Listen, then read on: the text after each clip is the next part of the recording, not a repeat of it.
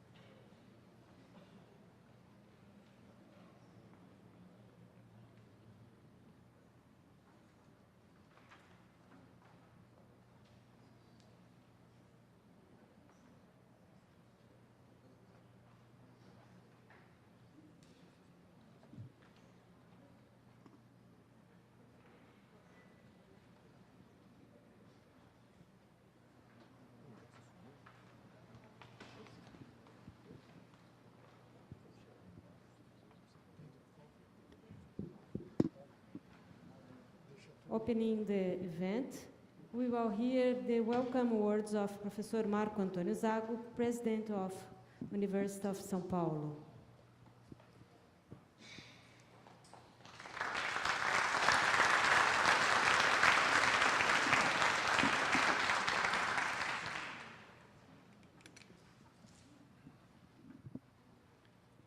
Well, good afternoon. I think it would be fair to say that we start this meeting in a harmonious mood and melodious tune. And I would wish to give a special thank to our special partner, Université de Lyon, its orchestra, Ensemble Nova, and the director, Vincent Balsé. And I also would like to invite you to join us in the commemoration of the International Women's Day, together with the United Nations Women Office. University of São Paulo launches today officially a movement to fight against discrimination and violence against women in our campuses. Ladies and gentlemen, rectors and presidents of universities, President Gonzalez, I wish to welcome you all to this international meeting and acknowledge the efforts of all those who were involved in its organization, in particular the members of the committee that organized the commemorations of the 80th anniversary of the University of São Paulo. Professor José Goldemberg and Professor Jacques Marcovitch, both former presidents of our university.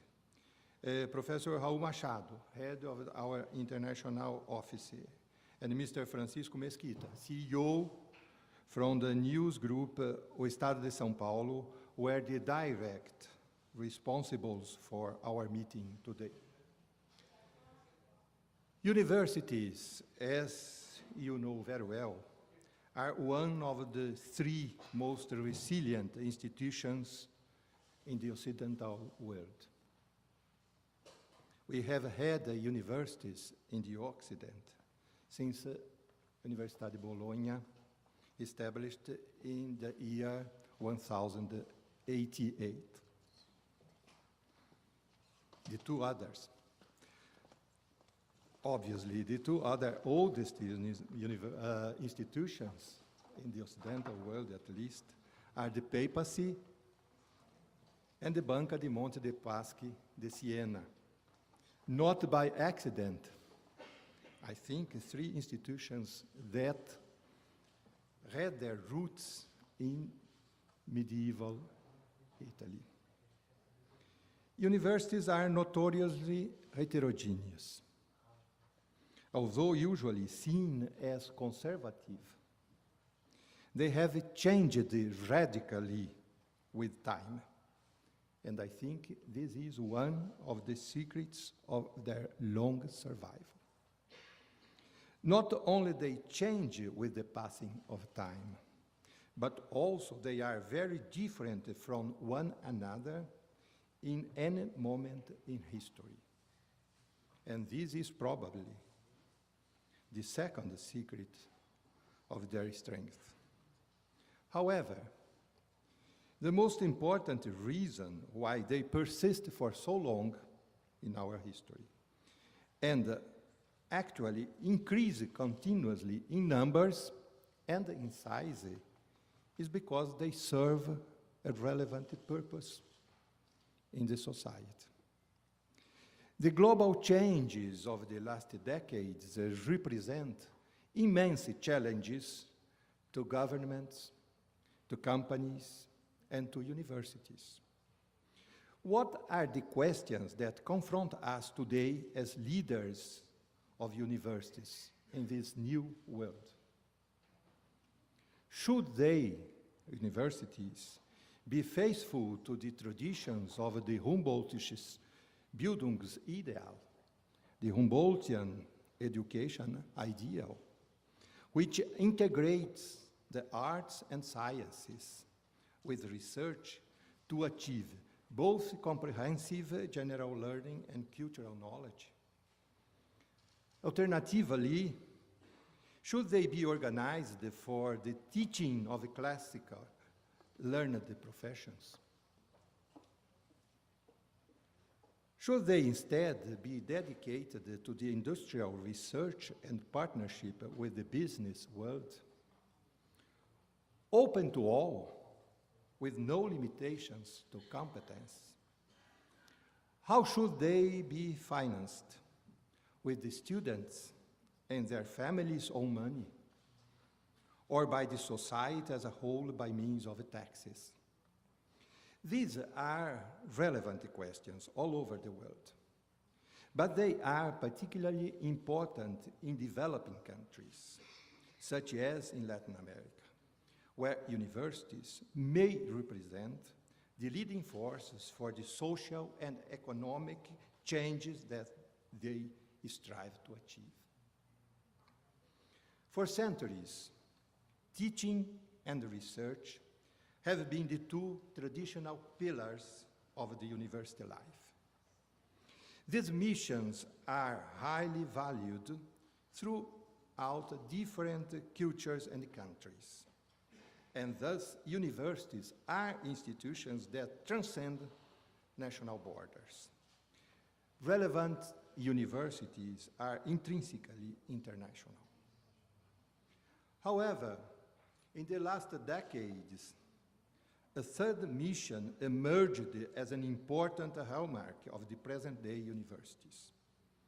These activities are much more diverse and link strongly the university with its community or region, comprising technology transfer to the local productive system, the participation in the solution of public relevant questions of education, health, culture, agriculture, and shaping of public policies.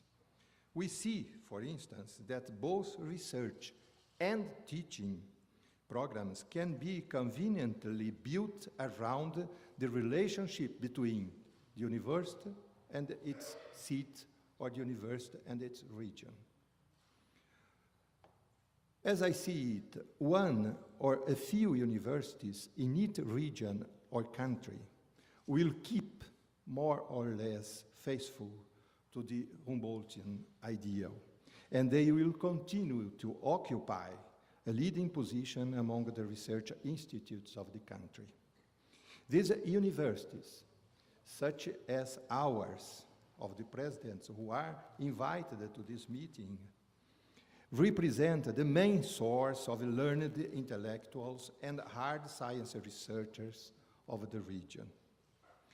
A large proportion of the higher education institutions will dedicate to teaching either as a sole mission or in association with research or extension targeted to a few niches of excellence.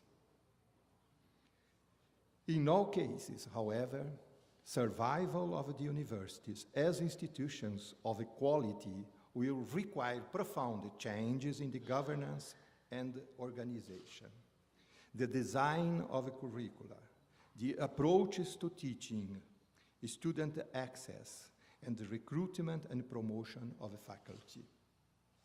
That is why, when we complete 8 decades of existence, we have invited the EU, rectors or presidents of older institutions that occupy a relevant position in different countries or regions of the world. We wish that you share with us your experience and your views to help us plan our next decade to the year of 2024. for your kind acceptance to come and to spend these days with us. We are very grateful. Thank you.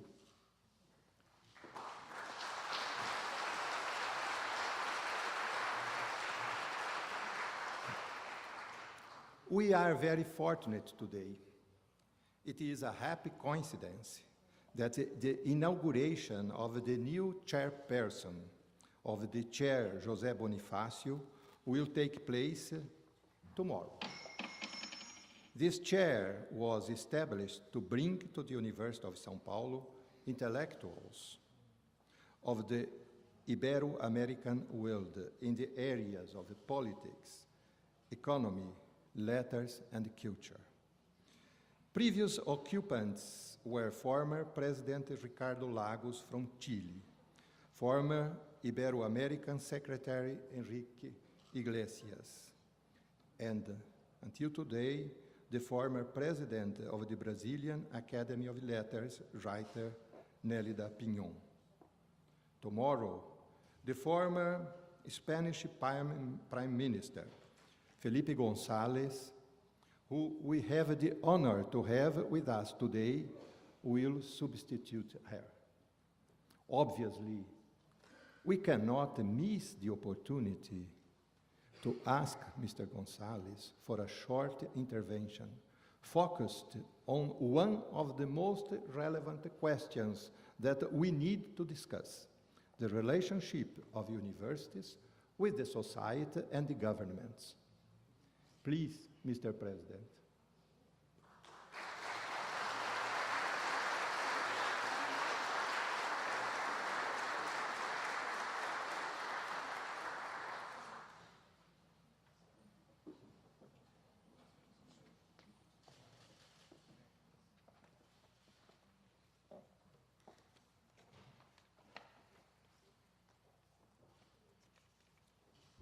Muchas gracias, señor rector. Gracias por esta invitación que me honra, no solo para participar durante un año en la cátedra de la Universidad de São Paulo, con antecesores tan notables como Ricardo Lagos, Enrique Iglesias o Nélida Pinhon. Gracias también por invitarme esta tarde a hacer una reflexión. Es un día muy especial delante de los rectores de distintas universidades. 8 de marzo, un día especial que merece una pequeña reflexión. Imaginemos que creemos que nuestra sociedad, la del siglo XXI, es la sociedad del conocimiento. Yo creo que es así. Es la sociedad de la información, pero sobre todo la sociedad del conocimiento. Esto significa, primero, que la variable estratégica más importante para tener éxito en el siglo XXI, para insertarse, incorporarse en la realidad que llamamos la globalización, depende de lo que disponemos por encima de los hombros. La variable estratégica ya no es la fuerza, la variable estratégica depende de un buen funcionamiento de la cabeza, vale decir, del conocimiento.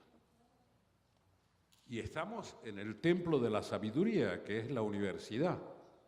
Esto me permite decir, señores rectores, que el siglo XXI será seguramente el siglo de las mujeres. Y no lo será solo porque la discriminación por razón de sexo sea injusta, es que la sociedad del conocimiento es además estúpida. No tiene en cuenta la variable estratégica que supone la formación y el conocimiento. Y estoy seguro de que en la Universidad de São Paulo, como en las universidades españolas, en los templos del conocimiento, el rendimiento de las mujeres es algo más que su porcentaje de participación en los estudios. Por tanto, siglo XXI sociedad del conocimiento, siglo de la mujer. Y aquellos países que no lo entiendan, fracasarán. No es tanto un planteamiento de igualdad de derechos, sino de inteligencia para comprender la realidad en la que vivimos. Segunda consideración, imaginemos, señores rectores, que estamos en el templo de la sabiduría, donde se va a desarrollar la sociedad del conocimiento. Es pertinente preguntarse qué papel le pedimos a las universidades en la sociedad de nuestro tiempo, en este mundo confuso y globalizado. Seguramente, señores rectores, les pedimos que hagan lo que han hecho durante siglos cuando lo hacen bien, que es transmitir la mayor cantidad y la mayor calidad de conocimientos posibles. Esa transmisión de conocimientos en cantidad y calidad es la transmisión de un acervo histórico, de una acumulación histórica. Es lo que llamamos, sobre todo en nuestras latitudes, por definirlas de alguna manera iberoamericanas, esto es lo que llamamos educación y educación superior. Y de nuevo vuelvo a la idea inicial. Si esta es la sociedad del conocimiento, el papel de la universidad sería más importante estratégicamente que nunca en la historia, porque definiría nuestra cantidad y calidad de conocimiento desde el punto de vista de la formación de las nuevas generaciones. ¿Es bastante esto? Creo que no. Además de cantidad y calidad de conocimiento, tendríamos que entrenar a todas las nuevas generaciones para transformar el conocimiento en una oferta que añada valor a los demás. Para utilizar el conocimiento adquirido con creatividad, con capacidad innovadora, para transformarlo, por tanto, en una oferta. Y cuando digo en una oferta que añada valor a los demás, no estoy confundiendo valor y precio. A veces lo que más valor añade no tiene precio. Pero con frecuencia hay una relación entre el valor que se añade y el precio. Lo que digo es que con frecuencia en nuestras universidades se puede llegar a un buen nivel de excelencia en cantidad y calidad de conocimientos transmitidos. Pero podemos fallar, errar en nuestra capacidad para entrenar a los jóvenes a transformar el conocimiento en iniciativas, en ofertas que añadan valor para ellos mismos y para los demás. Esta fue mi gran sorpresa hace 20 años en el Silicon Valley. Cuando alguien pedía trabajo y la primera pregunta que le hacían era ¿qué sabes hacer? Y a continuación, demostrado eso, ¿qué titulación universitaria apoya lo que sabes hacer? Pero no era al revés, no era qué título tiene, sino qué sabes hacer. Por tanto, no es suficiente con transmitir cantidad y calidad de conocimiento. Tenemos que intentar entrenar, educación y entrenamiento, para transformar conocimiento en ofertas que añadan valor. Con frecuencia vemos que nuestra actitud cuando acabamos los estudios universitarios sigue siendo más de demandantes de algo que de oferentes de algo que se ha aprendido. Seguimos siendo demandantes, pero demandantes titulados, no demandantes sin títulos. es una condición superior. Es un poco más frustrante, porque cuando no se tiene título, se demanda un trabajo normal. Y cuando se tiene títulos y la condición es de demandante, se demanda algo que se corresponda con el título. Pero tenemos que transformar nuestra mentalidad para la sociedad del siglo XXI y ser más oferentes que demandantes. Y tercera consideración, la más difícil para las reuniones que tendrán en el día de hoy, señores presidentes y rectores de las universidades. Por primera vez en la larga historia de la universidad como institución, por primera vez hay una tarea que resulta muy difícil de enfrentar. Es cómo educar y entrenar, las dos cosas juntas significarían cómo preparar a las nuevas generaciones para la incertidumbre, porque la incertidumbre es lo que nos espera. La velocidad del cambio es de tal naturaleza que en esa fecha horizonte de 2024 probablemente habrá un 60 o un 70% de nuevas tareas, algunos le llamarán trabajos, de nuevas actividades que todavía ni existen ni podemos imaginar. Y termino con esto. El ser humano es un ser histórico. Su código para orientarse en la realidad en la que vive viene dado por esa experiencia acumulada de sus padres, de sus abuelos, de su entorno, de su escuela, de su universidad.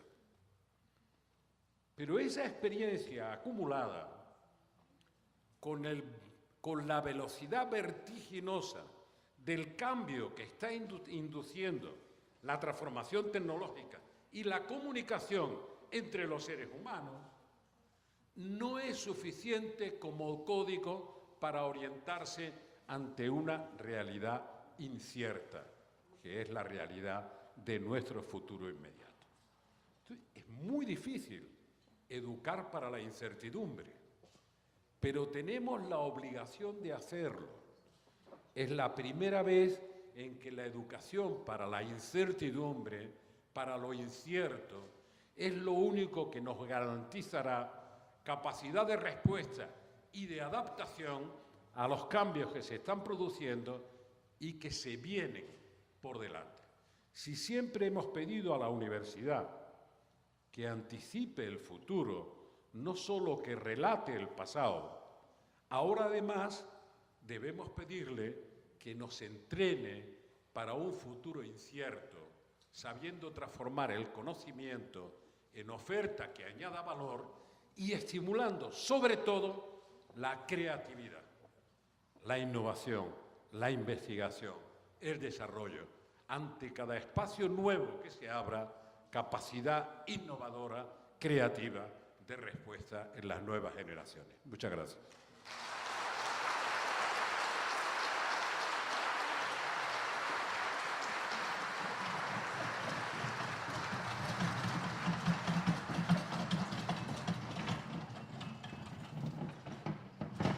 Preciso dar um recado, eu vou dá-lo em português, é mais fácil. As atividades do Dr. Felipe Gonzalez serão amanhã às 17h30, aula magna na FEA. E quinta-feira, dia 10, às 10 horas, neste auditório, será a cerimônia de transmissão da cátedra e lançamento do livro de Lérida Pinhon. We announce the names and thank the authorities who presided the ceremonial. Dr. Felipe Gonzalez, former Prime Minister of Spain. Dr. Ricardo Martinez Vasques, cônsul da Espanha. Professor José Goldemberg, reitor na gestão de 1986 a 1990 e presidente da FAPESP. Professor Jacques Marcovitch, reitor na gestão de 1997 a 2001. Professor Vahan Agopian, vice-reitor da Universidade de São Paulo. Doutora Eva Blay, coordenadora do escritório USP Mulheres. Professor Antônio Vargas de Oliveira Figueira, diretor da Fundação da Universidade de Apoio à Universidade de São Paulo. Professor Antônio Carlos Hernandes, pró-reitor de graduação. Professor Carlos Gilberto Carlotti Júnior, pró-reitor de pós-graduação e diretor da Faculdade de Medicina de Ribeirão Preto. Professor José Eduardo Krieger, pró-reitor de pesquisa. Professor Marcelo de Andrade Romero, pró-reitor de Cultura e Extensão Universitária e superintendente de Gestão Ambiental. Dr. Tiago Liporassi, chefe de gabinete. Professora Márcia Valquíria Batista dos Santos, procuradora-geral. Professor Inácio Maria Poveda Velasco, secretário-geral. Professor Rudinei Toneto Júnior, coordenador de administração geral. Professor José Antônio Vizintim, superintendente de Prevenção e Proteção Universitária e diretor da Faculdade de Medicina Veterinária e Zootecnia. Professor João Eduardo Ferreira, superintendente de Tecnologia da Informação. Professora Margarida Crowley Crunch, diretora da Escola de Comunicação e Artes. Professor Valmor Augusto Trícoli, diretor da Escola de Educação Física e Esportes. Professora Maria das Graças Bonfim de Carvalho, Escola de Educação Física e Esportes de Ribeirão Preto.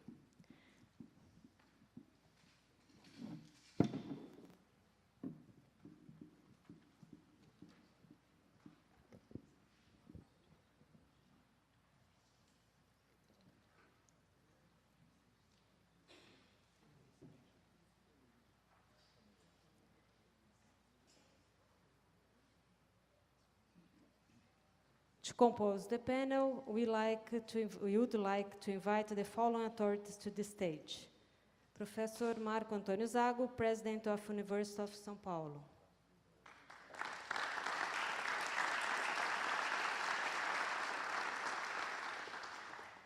Professor José Goldemberg, President of FAPESP and former President of University of São Paulo from 1986 to 1990.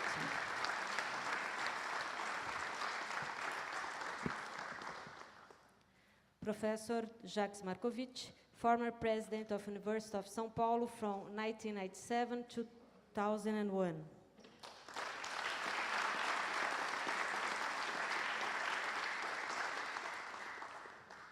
Professor Jan Hendrik Alberts, President of Humboldt-Universität zu Berlin.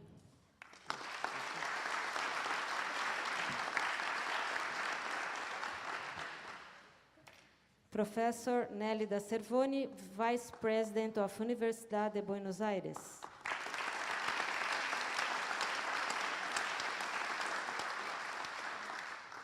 Professor Kyosuke Nagata, President of University of Tsukuba.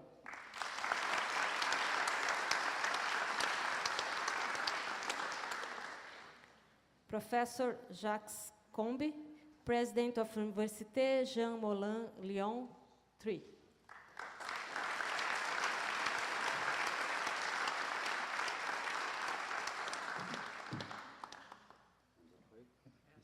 Professor Jean-Yves Merindol, President of Université Sorbonne Paris Cité.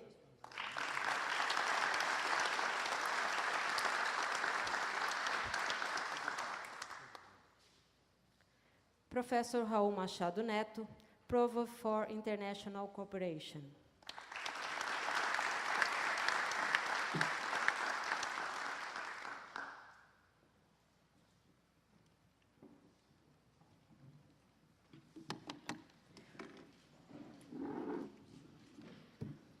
For the opening remarks, we will hear the welcoming words of Professor José Goldemberg, President of FAPESP and former President of the University of São Paulo.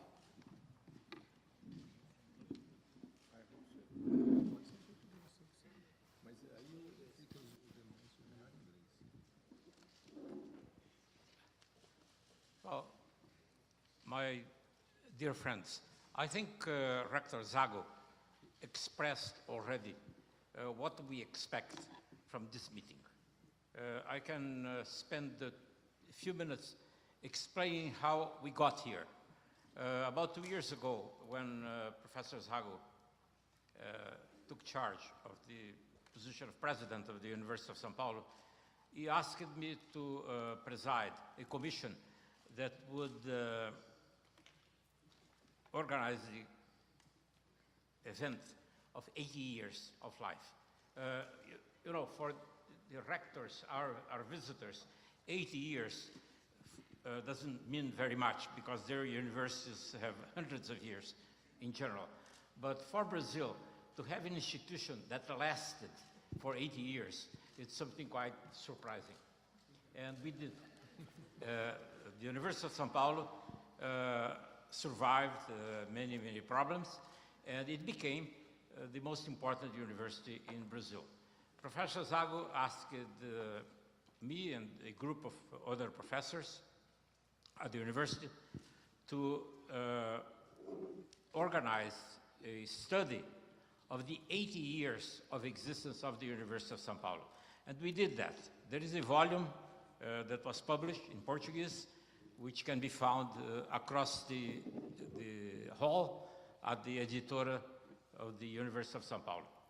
And what we learned, we looked at the past. We look at the 80 years of USP. What we found out is that the University of São Paulo has high points and low points. And we made, I think, an objective analysis. The directors of all the units had the opportunity to express their views, but we wrote an introduction which is more or less critical of the university and points out to the fact that we are a good university, but we are a public university which costs to the people in São Paulo an appreciable fraction of their taxes. And the University of São Paulo is a very large university. It's an expensive university. And therefore, we have to respond to the aspirations of the people of the state of São Paulo. The question is, did we? And it turns out that to some extent we did. The academic production of the University of São Paulo is large, very significant. It has increased in the last 20 years. However, there are questions remaining. The quality of the work is not as good as one would expect.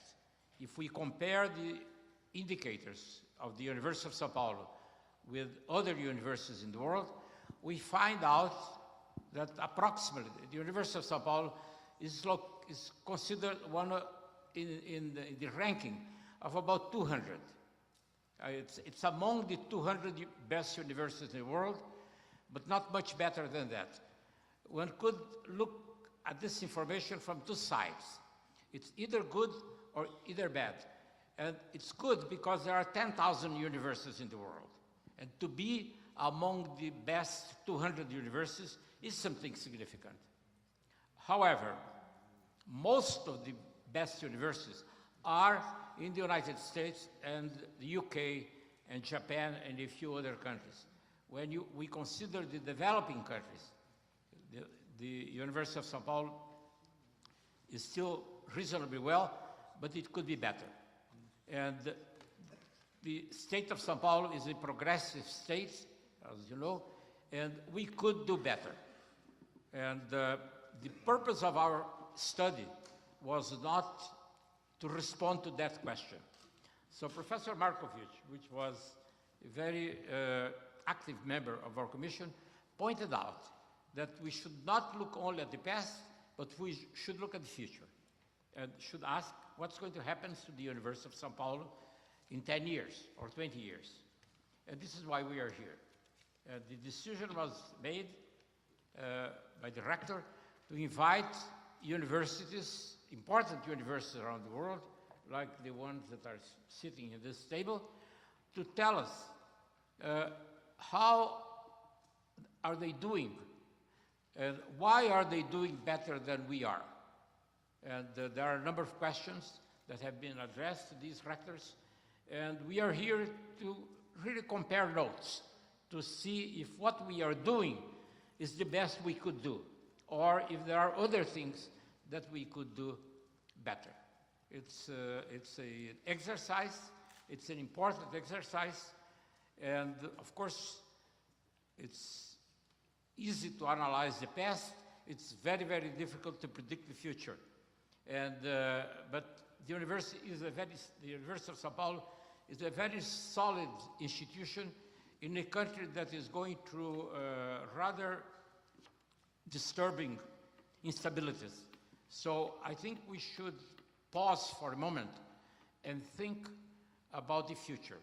And this is a great occasion to learn how other universities did well and represent an important contribution to the development of their country. The University of São Paulo has that responsibility, but in my view, we should do better than we are doing. And the purpose is to find out how. And let's see what we can learn from this meeting. Thank you.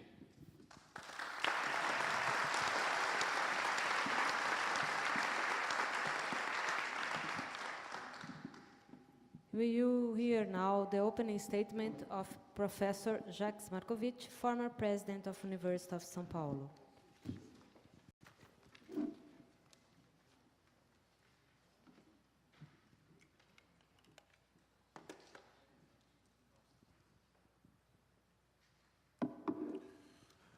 Professor Zago, Rector of the University of São Paulo, Professor Vahan, Vice Rector, my dear Professor José Goldemberg, former Rector, President of our Commission for the celebration of the 80th anniversary of the University of São Paulo, my dear Raul Machado, dear Deans, I see here Professor Adalberto Fishman, Dean of my School of Economics, I see Sergio Adorno, Director of the first institute, first school for faculty that brought together such a diversity of areas of knowledge at the University of São Paulo.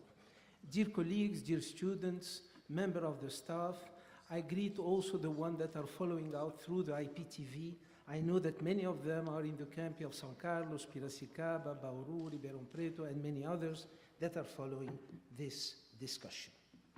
Allow me first of all to move to French, pour remercier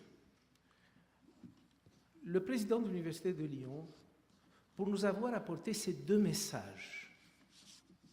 Des jeunes qui assurent la perpétuité du classique. Et deuxièmement, la diversité des instruments, les cordes, la flûte, le piano, qui d'une façon harmonieuse nous a élevé nos âmes. Pour ces deux messages qui ont tout à voir avec l'université, cette université et les bonnes universités du monde, je tiens à remercier l'Université de Lyon pour nous avoir apporté son orchestre de chambre. Et pour cela, je vous remercie. Je vous prie d'applaudir le président de l'université.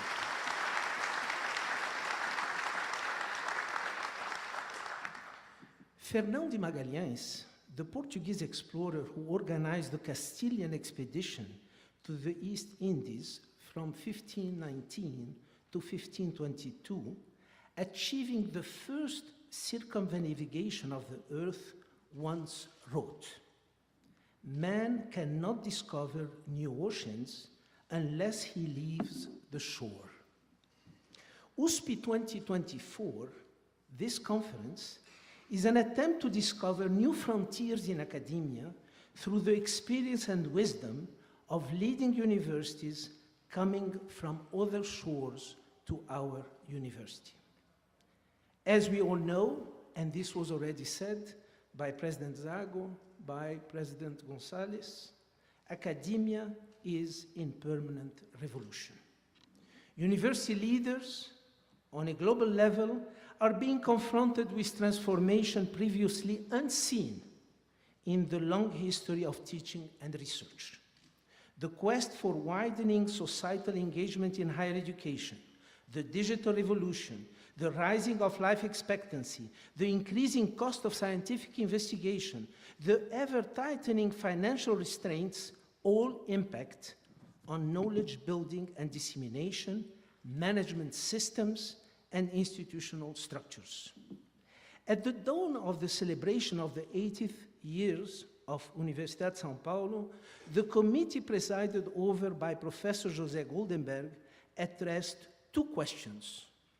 The first, how should we design an institution prepared to face up the changes to come? And second question, to accomplish such endeavor, how could we learn from comparable universities? Therefore, an aim was set to gather and share good practices to make better strategic and institutional choices for the making of our university's future. To achieve such aim, 3 themes were prioritized: governance, evaluation, and challenges for the future.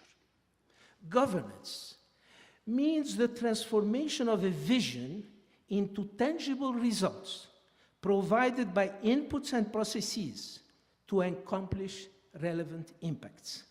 The question regarding governance are 2. What are the advantages and drawbacks of a university governance model, and how will the governance model evolve over the next 10 to 20 years? Evaluation. Evaluation means to monitor and to improve performance. And the question are, which tools and methodologies help us to evaluate the quality of teaching, research impact, and new capabilities development? And how such tools and methodology could be improved upon? Finally, challenges. Those means assessment of risks and opportunities to ensure institutional perpetuity and to shape a better future for humankind and its environment. Which are the greatest challenges to be faced up over the next 10 years? How universities leading institutions foresight initiatives to tackle them? Having set the themes, priorities, and questions, now we look forward to the insight of our distinguished guests. Their vision will assist us to understand better how, in university, power can become a means to achieve rather than an end in itself. Results become a means to perform rather to a reporting routine, and values a means to transform. As final words before conclusion, let us remember eminent Brazilian pioneers, men and women who transformed adversities into assets to undertake a meaningful existence. Let us refer to the founders of the partnering institutions who made this conference possible. Armando de Sales Oliveira, one of the founders of our university. Júlio de Mesquita, founder of the Jornal O Estado de São Paulo. Antonio Pereira Inácio e José Hermílio de Moraes, founders of Votorantim Group. Comandante Rolim Adolfo Amaro, founder of TAM. José Minglin and his wife Gita, generous donors of the Brasiliana Library, who is hosting us today. As Fernão de Magalhães, each one of them embraced knowledge building, good governance, and sound evaluation to face up risks and challenges, navigating through unknown seas to discover new lands and to reach safe shores. Inspired by their exceptional legacy, let us here and now convey our contributions, keeping always in mind the generations to come. Thank you.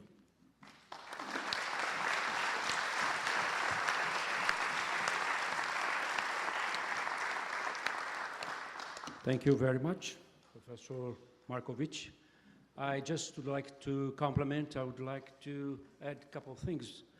I would like to, before call the first person to address, I would like to say that someone asked me the other day, what would be an USP special partner?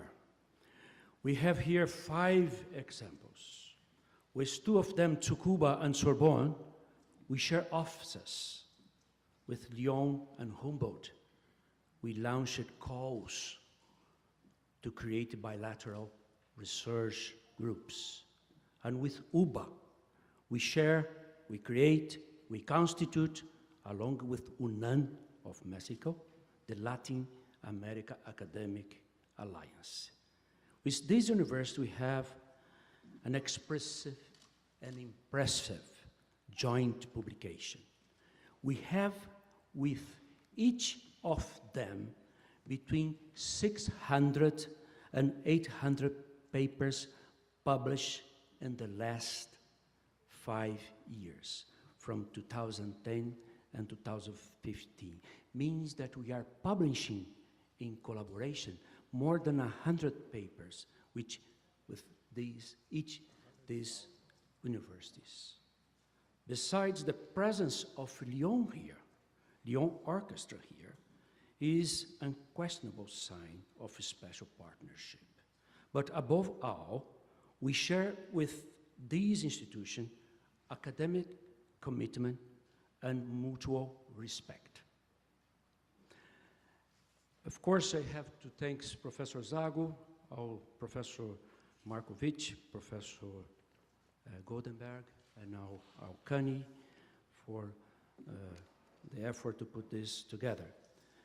And now we invite our first person, our first guest, Professor Ian Hendrik Alberts, President of Humboldt-Universität, for his address.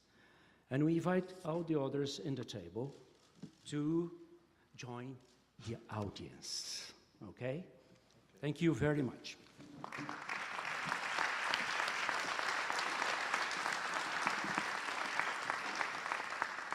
We announce the names and thank the authorities who presided the ceremonial. Professora doutora Maria Paula Dallari, superintendente jurídica, professora Maria Amélia de Campos Oliveira, diretora da Escola de Enfermagem, professora Silvana Martins Nishima, professora da Escola de Enfermagem de Ribeirão Preto, professor Paulo Sérgio Varoto, diretor da Escola de Engenharia de São Carlos, professor Luiz Gustavo Núcio, diretor da Escola de Agricultura Luiz de Queiroz, professora Maria Vitória Lopes Bada Benkley, diretora da Faculdade de Ciências Farmacêuticas de Ribeirão Preto, professora Adalberto Américo Fischmann, diretor da Faculdade de Economia, Administração e Contabilidade.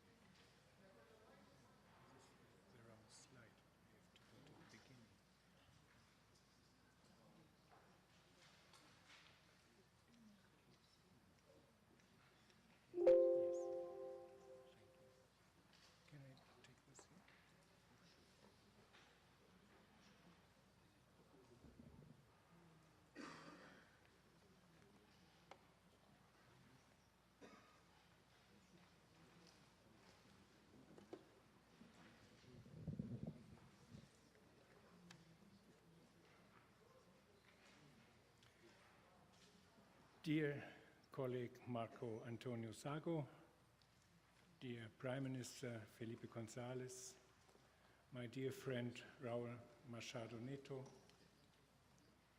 Professor Goldemberg, Professor Marcovitch, dear colleagues from the other universities, dear staff members, dear students, ladies and gentlemen. At first, I would like to thank the members of the Universidade de São Paulo for this warm and cordial welcome. It is a great pleasure for me to visit this wonderful university again. Universidade de São Paulo and Humboldt-Universität can look back on a number of successful scientific cooperations, and I'm glad to participate in this event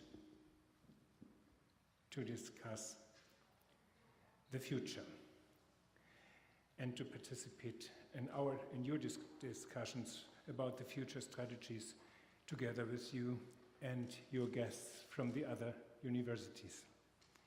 Let me briefly give you an idea of the national and international phase of the Humboldt-Universität zu Berlin, and maybe a little bit of history of this institution. Humboldt-Universität is Berlin's oldest university.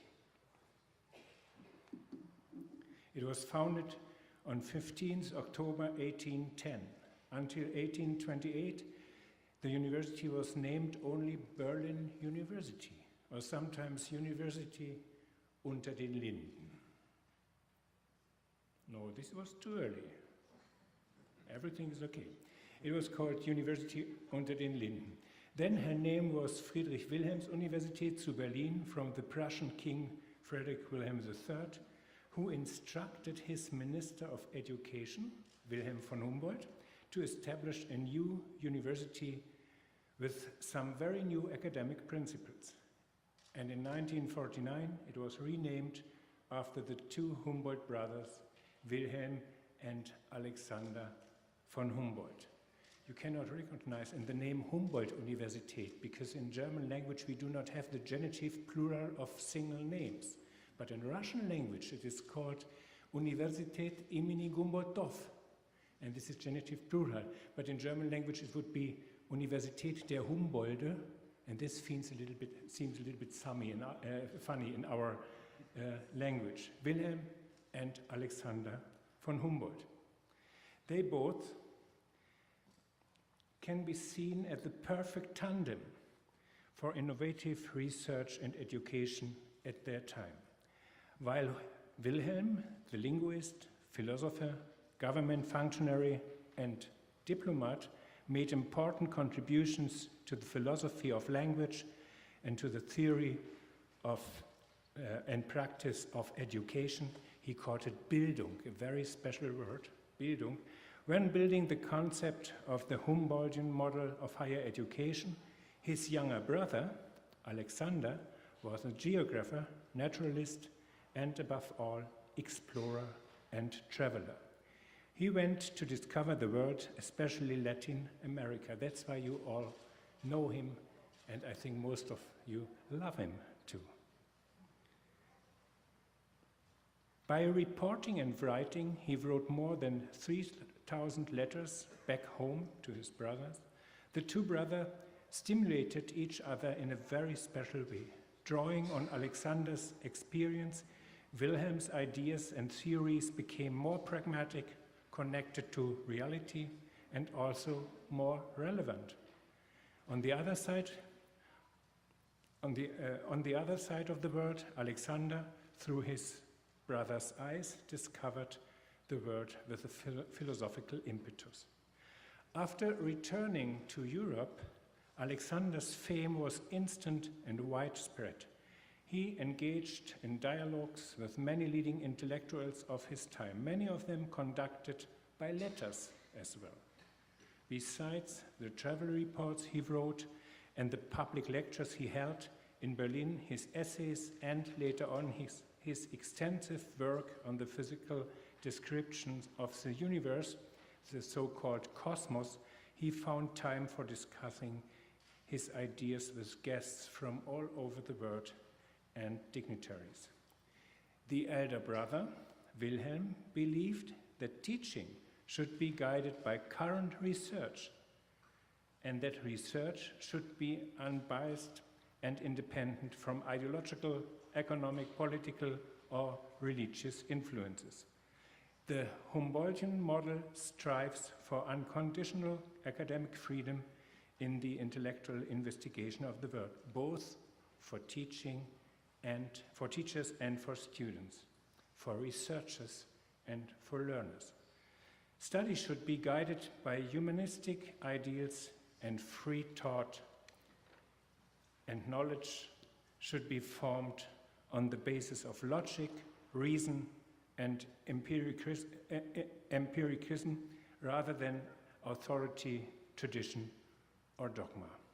In line with the basic concept of Wissenschaft and of Bildung, Humboldt regarded philosophy and language as the links between the different academic disciplines, which include both humanities and sciences. You spoke about that. Universitas Literarum, in the language of Wilhelm. So the university ideal, oh sorry, here's a little mistake. No, it's right. So the university ideal of Wilhelm von Humboldt is composed on three pillars: educating inquiring minds, it is Bildung durch Wissenschaft in German language, or science through education and education through science, unity of research and teaching, and academic freedom. But how we can reach these demands in our present time? A Humboldtian concept in the sense of a concrete original that can directly be implemented does not exist and never existed. In Humboldt's times, more than 200 years ago, universities did not resemble the institution we work in now. For Humboldt, demands of an open, democratic mass university with its according demands for excellent research and practical application, and especially a scientific academic education which could be applied to a variety of different jobs and professions, did not exist yet. The same affects the differentiation of science disciplines, which at present must deal with new requirements as interdisciplinary cooperation and also the public sphere. So if the modern university declares Humboldt's ideal as her premises, she must amp and broaden her agenda. To take Humboldt's ideals seriously means to rediscover and reinvent it every day. In this way, one follows a way of thinking instead of only applying the results of a past time. I see here is a mistake in my slides, but it doesn't matter. That's why the basis of the Humboldtian ideal of a university is anchored the concept of change. Humboldt-Universität is a place that in the past 200 years and actually in the past 25 years has not only seen but also initiated fundamental change. More so, the very vibrancy of Humboldt's concept of a university lies within the idea of change, of constant change, and it continues to this day. Being located right in the center of the city of Berlin, a city that is constantly changing too, next to the famous Brandenburg Gate, you see it on the picture, the Humboldt-Universität has been keen to advance its own change. In the 2 decades after the fall of the Berlin Wall, it has moved forward from a state-controlled socialist university that restricted academic freedom to a world-open and international university of excellence. If we look back, the Berlin University has educated 29 Nobel Prize winners, with Albert Einstein and Max Planck among them. And it is considered one of the most prestigious universities in Europe overall. Today, for example, at the Times Higher Education World University Ranking, Humboldt-Universität is on position 49 out of 800. This speedy evolution since the early 90s can also be seen in the external funding statistics, the renowned collaborative research centers, and in the international rankings. At the moment, with 9 faculties, about 35,000 students, with another 6,000 enrolled at our school, medical school Charité, 420 professors and 2,000 research associates are involved in teaching and research at our university, and 17% of them come from abroad. Our medical school, it is the Charité, a large teaching hospital in Berlin, affiliated with both Humboldt-Universität and Freie Universität Berlin, and one of the largest university hospitals in Europe. It is completely owned by the federal state of Berlin and records a turnover of 1.5 billion per annum, euro per annum, including more than 100 clinics and institutes organized into 17 Charité centers. Charité is, like USP Medical School, a member of the M8 Alliance of Academic Health Centers, universities and national academies. And there's a wide range of cooperations between Charité and your medical center. Let me tell you now something about the governance structure of our university and about the administration. Today, the university has a democratic constitution. The university's headship is elected democratically. It consists of the president and 3 vice presidents for academic and international affairs, for research, and for finance, personnel, and technical matters. Part of the president's office are the following units: the governing bodies office. The governing bodies office, as part of the president's office of Humboldt-Universität, is responsible for the functioning of the central decision-making bodies or boards of the university. Press and public office. Its task is communication inside and outside. Strategic planning office, supporting the president in strategic and interdepartmental affairs by managing significant projects at the interface of different departments, and the international strategy office, supporting the presidential committee in shaping Humboldt-Universität's international profile with the aim of advancing the university's international focus. Apart from that, Humboldt-Universität has the following self-governing structure. The Board of Trustees is an administrative body of the university and at the same time acts on behalf of the state of Berlin. It is the highest university instance and is responsible for resolving the budget plan, enacting the structural development plan, establishing and cancelling courses. The Board of Trustees consists of 9 voting members. Next step, the Academic Council is the highest governing body of the university. Upon the proposal of the Board of Trustees, it elects the president and the vice presidents, takes decisions affecting the constitution and election mechanism, and discusses the annual report from the president. Including the members of University Senate, it consists of 61 members, 31 professors and 10 from academic staff, 10 from administrative staff, and 10 students. The term of office here is 2 years. And third one, the Universitätssenat deals with decisions that affect the daily business of the university. Among other things, it is responsible for resolutions on the structural development plan and draft budget, for establishing, modifying, and dissolving faculties and central institutions, approving and appointing professors, establishing courses, as well as awarding honorary titles. It is made up of 25 members, 13 professors, 4 academic staff members, 4 administrative staff members, and 4 students. The term is also of 2 years.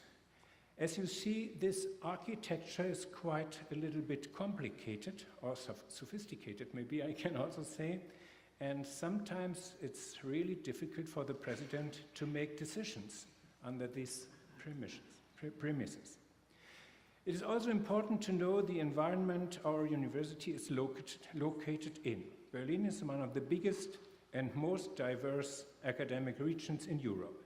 The German capital has the highest density of universities and scientific institutions in the country. Beside 4 regional universities, the city combines 4 universities of art, 30 colleges, 22 technology parks and startup centers, 17 non-university research centers. But even more interesting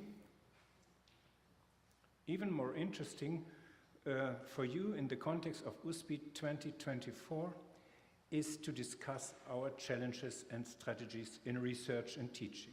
In the year 2012, Humboldt-Universität applied in a national competition with an international outreach, the so-called Excellence Initiative, which is focused on excellent research and institutional future strategies. The Excellence Initiative aims to strengthen some selected universities more than others in order to raise their international visibility. This is the vertical differentiation that the German policy wants to develop. The initiative is conducted by the German Research Foundation, DFG, and the German Council of Science and Humanities. It is the German Wissenschaftsrat. It comprises 3 funding lines: graduate school. You know, I miss some slides, and really completely I miss it. So it doesn't matter, we have to find a compromise without. First line, supporting line is excellent, highest requirements. First line is graduate schools to promote young researchers. Second one, clusters of excellence to promote top-level research. And the third one, international strategies to strengthen the institution and its research setting as a whole. The selection of institutional strategies was guided by 3 basic principles. First, excellence, highest requirement with regard to academic quality and to institutional strategy. Second, competition, comparative assessment of the universities. And third one, internationality, on-site evaluation by an international expert commission according to international standards from 19 countries. In 2012, we set up a new concept for an institutional strategy and became one of the 11 excellence universities. Of course, here we have to take care, because if you organize research in this way of competition, there is a big danger that you ask not only because of your origin curiosity and willing to learn, but to produce compatibility to a Förderlinie, to a foundation, a funding line.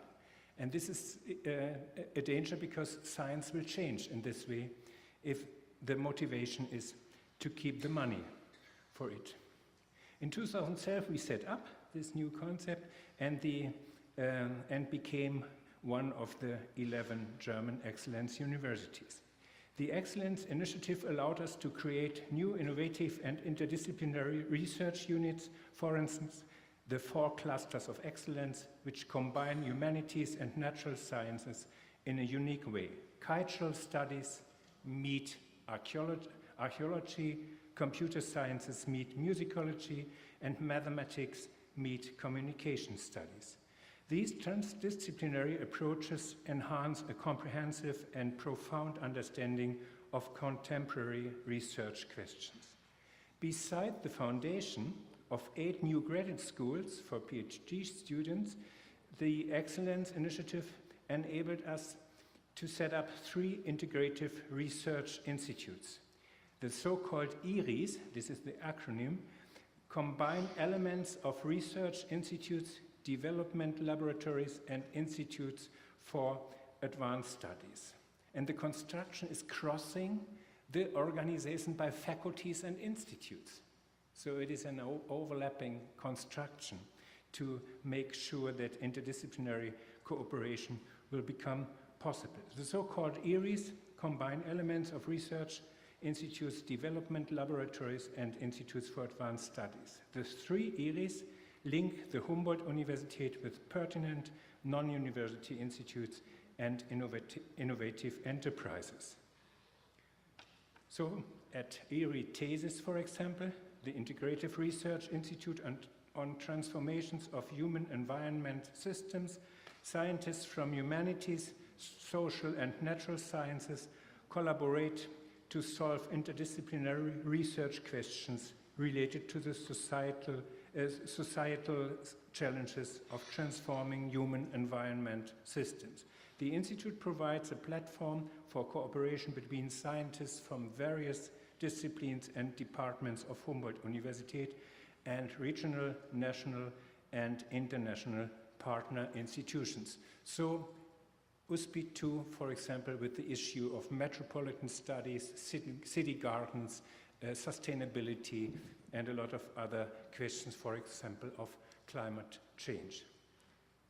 The area of life sciences, the next one, for the life sciences based at the Charité Hospital Campus Berlin, is focused on top quality and straightforward research in the field of molecular infection biology, diseases of the nervous system, regenerative medicine, and cancer research. And the third one, the Integrative Research Institute of Science for Science Adlershof, explore novel hybrid materials and functional systems with so far inaccessible optical, electronical, mechanical, and chemical properties. Hybrid materials, I learned, is a combination between inorganic and organic materials. And in this mixture, these new properties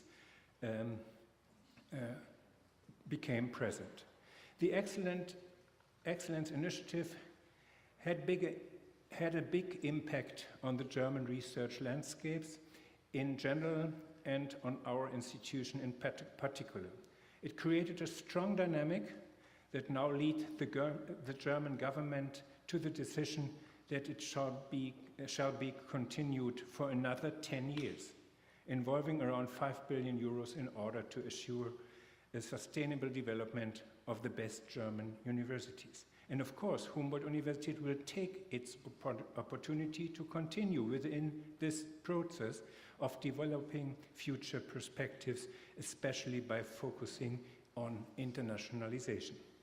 Internationalization is a key topic for our institutional strategy. Humboldt-Universität is highly aware of the rapid changes taking place in academic landscapes. For us, the strategic design of its international orientation is becoming even more important, given that science around the world is developing at a dynamic pace. Humboldt-Universität needs selected, active partnerships to continue acting successfully in an environment of ever more outspoken global competition.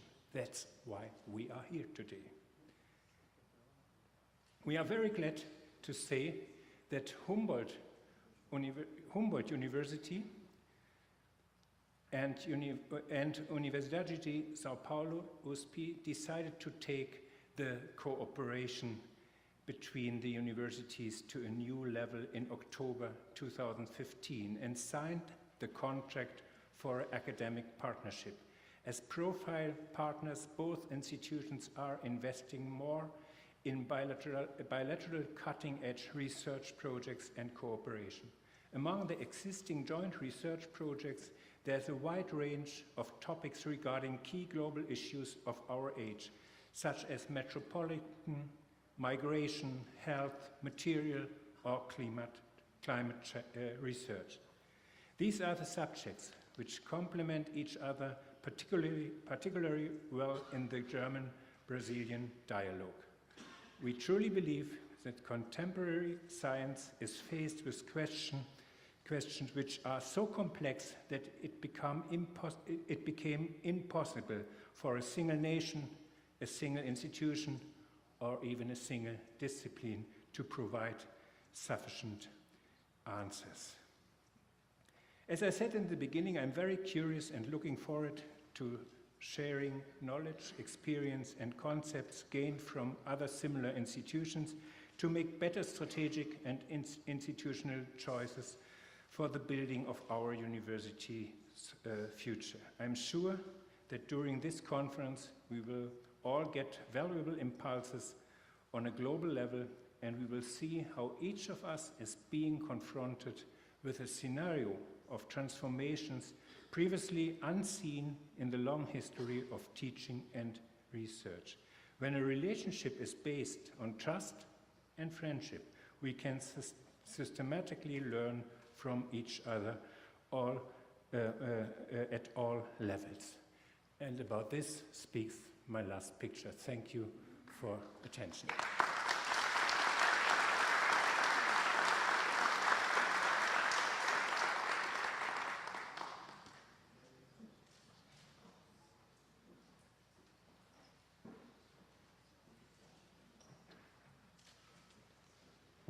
Thank you very much.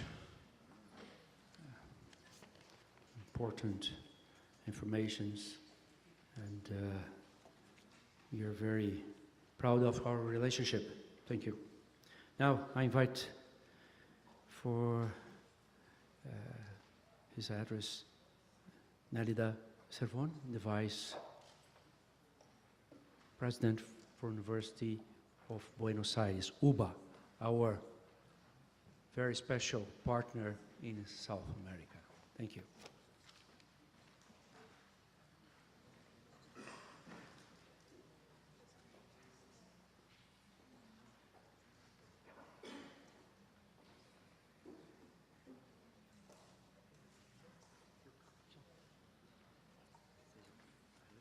Muy bien. Sí. La voy pasando a través de... Muy bien. Muy bien. Este y este.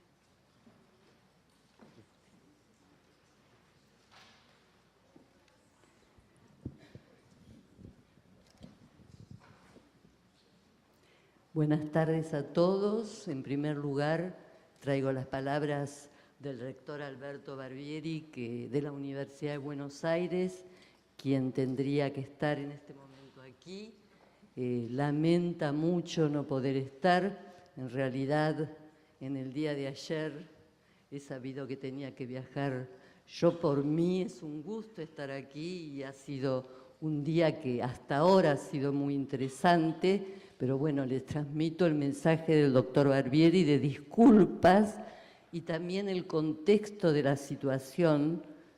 Seguramente muchos de ustedes saben que Argentina está viviendo un proceso de cambio después del proceso electoral y hay toda una situación, como pasa en las situaciones donde un gobierno sucede democráticamente a otro, de muchas situaciones de información a brindar, de muchas situaciones de encuentros, y bueno, hay que estar dispuesto para esa situación y el rector lo está justamente promoviendo y defendiendo la Universidad de Buenos Aires y dando a conocer todo lo que la nueva administración necesita después de un gobierno de muchos años, y por eso no ha podido estar aquí. Esa es la situación y por eso estoy aquí yo, pero la presentación que voy a hacer y que ustedes van a tener y que está en inglés es una presentación del rector Barbieri.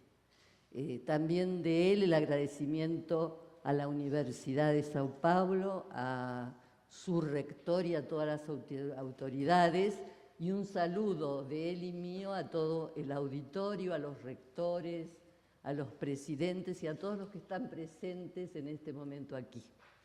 Esta exposición la van a poder seguir en inglés, tiene que ver con los desafíos y las innovaciones de la Universidad de Buenos Aires en el siglo XXI.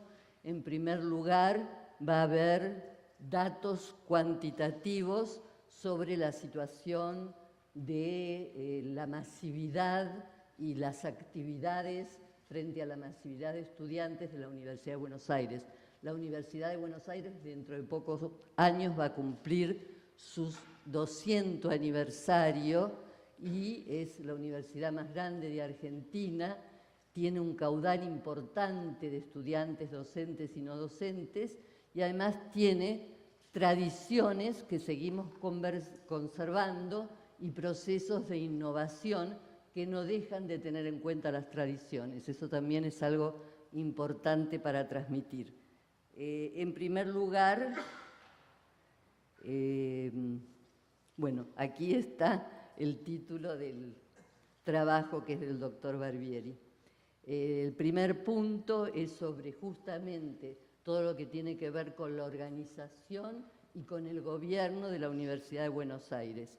Como ustedes verán, esta primer parte que habla de estudiantes tiene que ver con un censo de 2014, muy próximo, pero que ya ha sido procesado y donde los estudiantes admitidos, que es un dato que me parece importante en ese año, han sido 56.000, más 316.000 estudiantes cursando en ese año y una graduación de 18.000 graduados.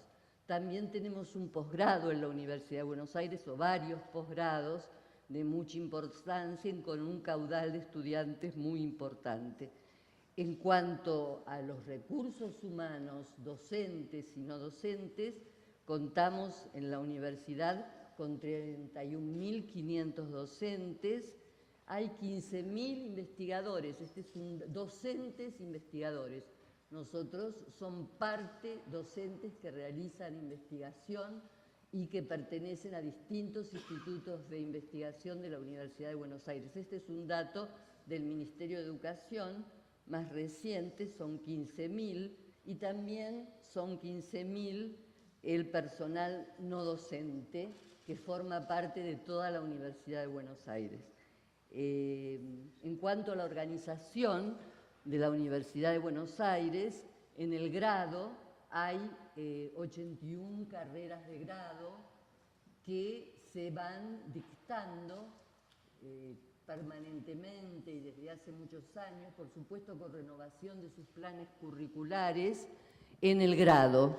Y en el posgrado, bueno, hay también 16 carreras técnicas que tienen muchísimo desarrollo en el último tiempo. En el posgrado tenemos 275 carreras de especialización, 128 maestrías y 40 doctorados, y tenemos además esto agrupado en lo que nosotros llamamos facultades o unidades académicas, que son 13 en el grado, 13 unidades académicas.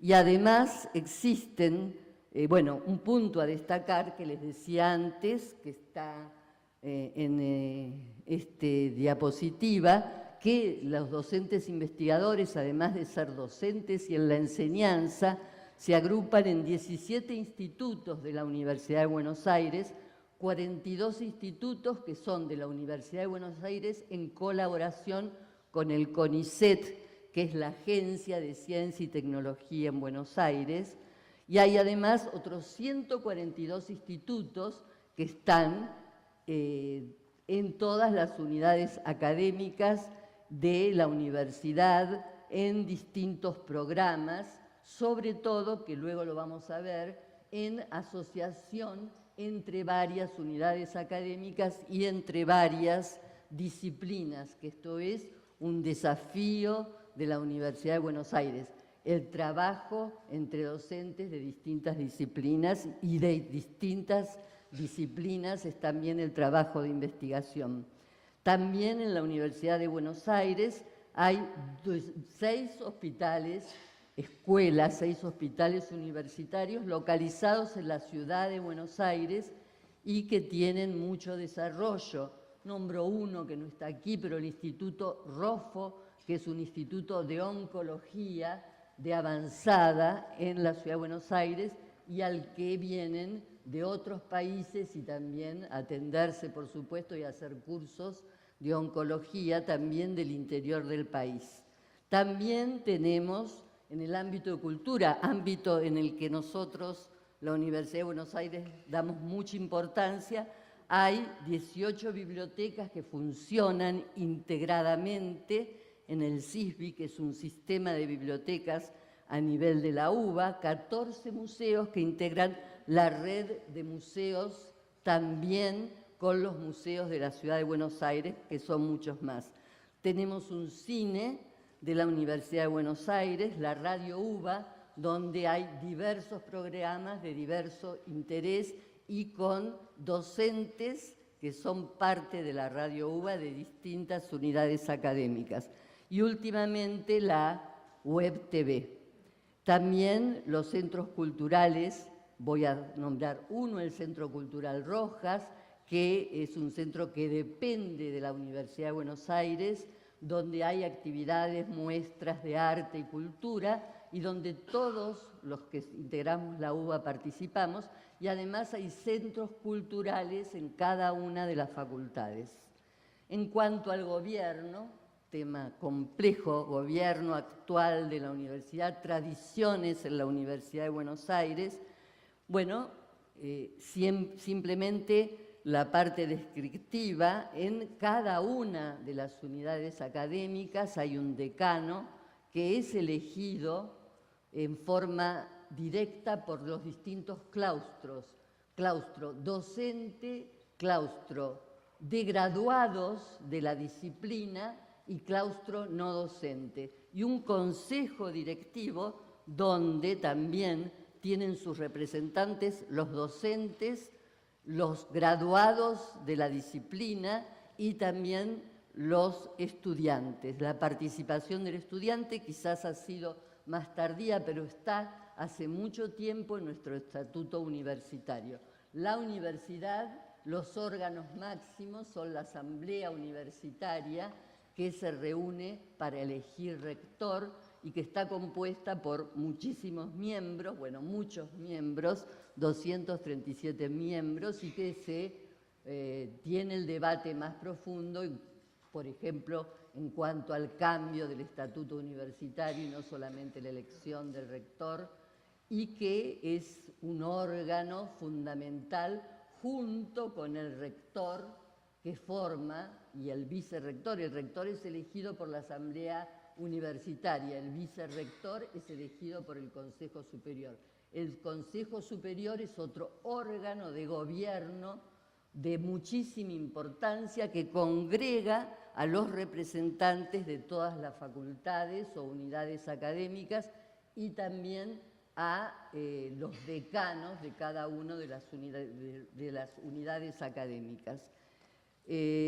Bueno, este es el gobierno de la Universidad de Buenos Aires, y simplemente quiero decir algo que quizás no está aquí, pero que es el espíritu de nuestro transcurrir, es que salvo los momentos donde justamente en nuestro país han sido unos cuantos momentos de dictadura o de proceso militar que interrumpió la democracia, también interrumpió el gobierno universitario y hubo entonces delegados del gobierno, en ese momento de facto, que ocupó la universidad. Sino, en todos los momentos, el estatuto universitario fue renovándose, fue transformándose, fue incorporando nuevos miembros y nuevos integrantes de los claustros, pero siempre ha funcionado.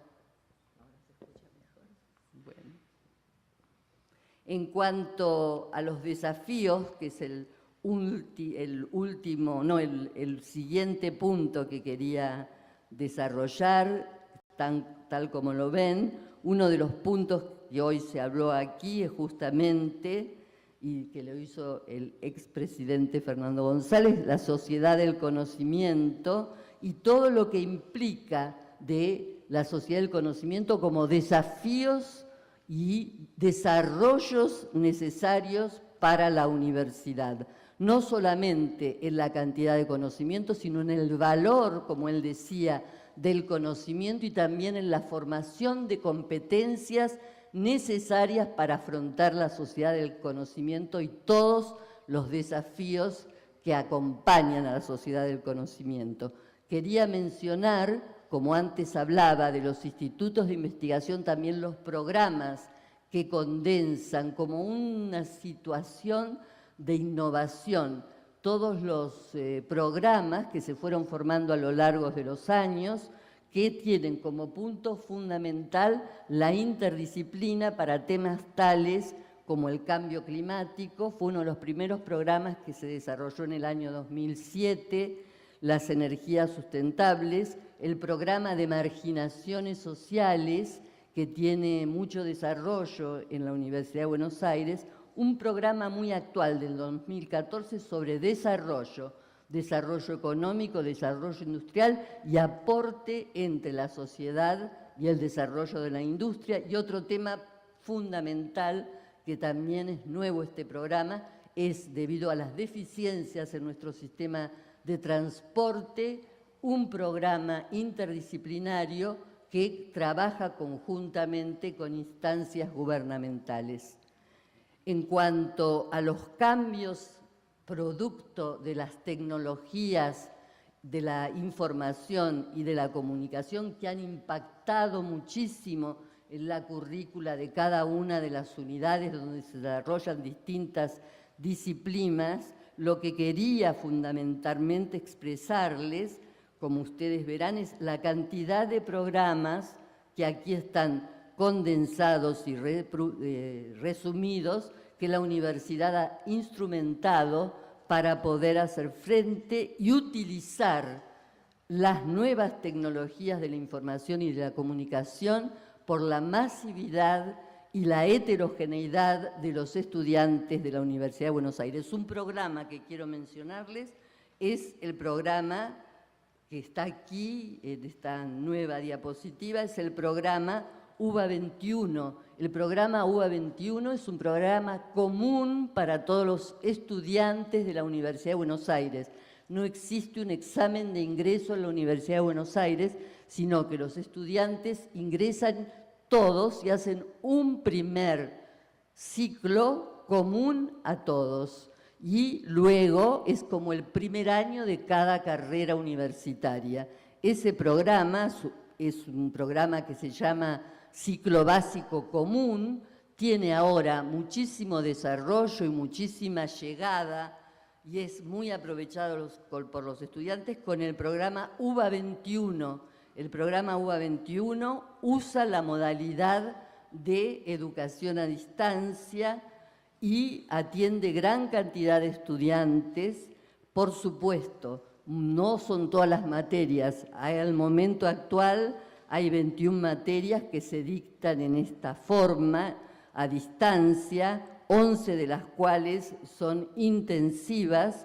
Hay muchos docentes, o docentes no sé si tantos, pero entrenados y mucho, 14, y distintas sedes. Una de las cosas que está señalado es el aumento exponencial en los últimos 5 años en cuanto a la cantidad de estudiantes que hacen este primer ciclo básico común con modalidad a distancia, lo que es un desafío que seguiremos desarrollando para que todas las materias de este ciclo básico común se acerquen cada vez más a que la totalidad tenga un dictado no presencial. Otros órganos, otro centro fundamental es el CITEP. Es un centro de tecnología y de innovación pedagógica que tiene componentes de tecnologías de la información sobre todo y que tiene programas muy importantes que solamente quiero mencionar de los que están aquí, uno de ellos que se llama UBA-TIC y que tiene que ver con la posibilidad de que los docentes participen y concursen. Lo mismo, es el mismo sistema que todos nosotros tenemos para las programaciones científicas de investigación. Los docentes participan en concursos para obtener un subsidio a sus proyectos de investigación. Y hay otros programas como el UBA-TIC, que es mucho nuevo. Hay 2 convocatorias realizadas únicamente que convoca a los docentes para la producción de nuevas tecnologías al servicio de la innovación pedagógica. En el CITEP, justamente los componentes son, además de estos programas, uno que quiero destacar también, que es el programa de educación de los docentes.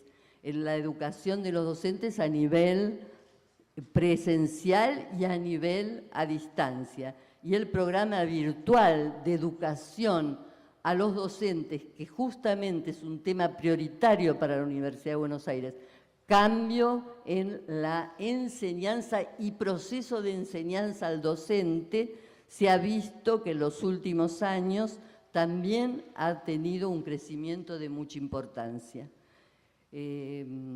Otros productos de estas tecnologías digitales elaboradas por docentes de la Universidad de Buenos Aires son distintos desarrollos informáticos como el Usina, el Virtual Lab, el Explore y muchos otros que se utilizan para renovar e innovar en la pedagogía y en la enseñanza. Este programa UATIC es el que ya les había señalado y que ha tenido pocos relativamente, comparando con la cantidad de investigación que hay en la Universidad de Buenos Aires, pero sin embargo que se presentan de 30 a 40 docentes en los últimos años para realizar estos proyectos y ya tienen su producto como los campos virtuales que existen en la enseñanza y en casi todas las facultades de la UBA. Aquí están señalados y los proyectos, como decía yo, aprobados que alternan entre 34 y 37 proyectos. Otro programa importante del CITEP tiene que ver con la UBA digital, que también ha crecido en la cantidad de aulas informáticas, que son parte de cada unidad académica y que están centralizadas y monitoreadas por el CITEP.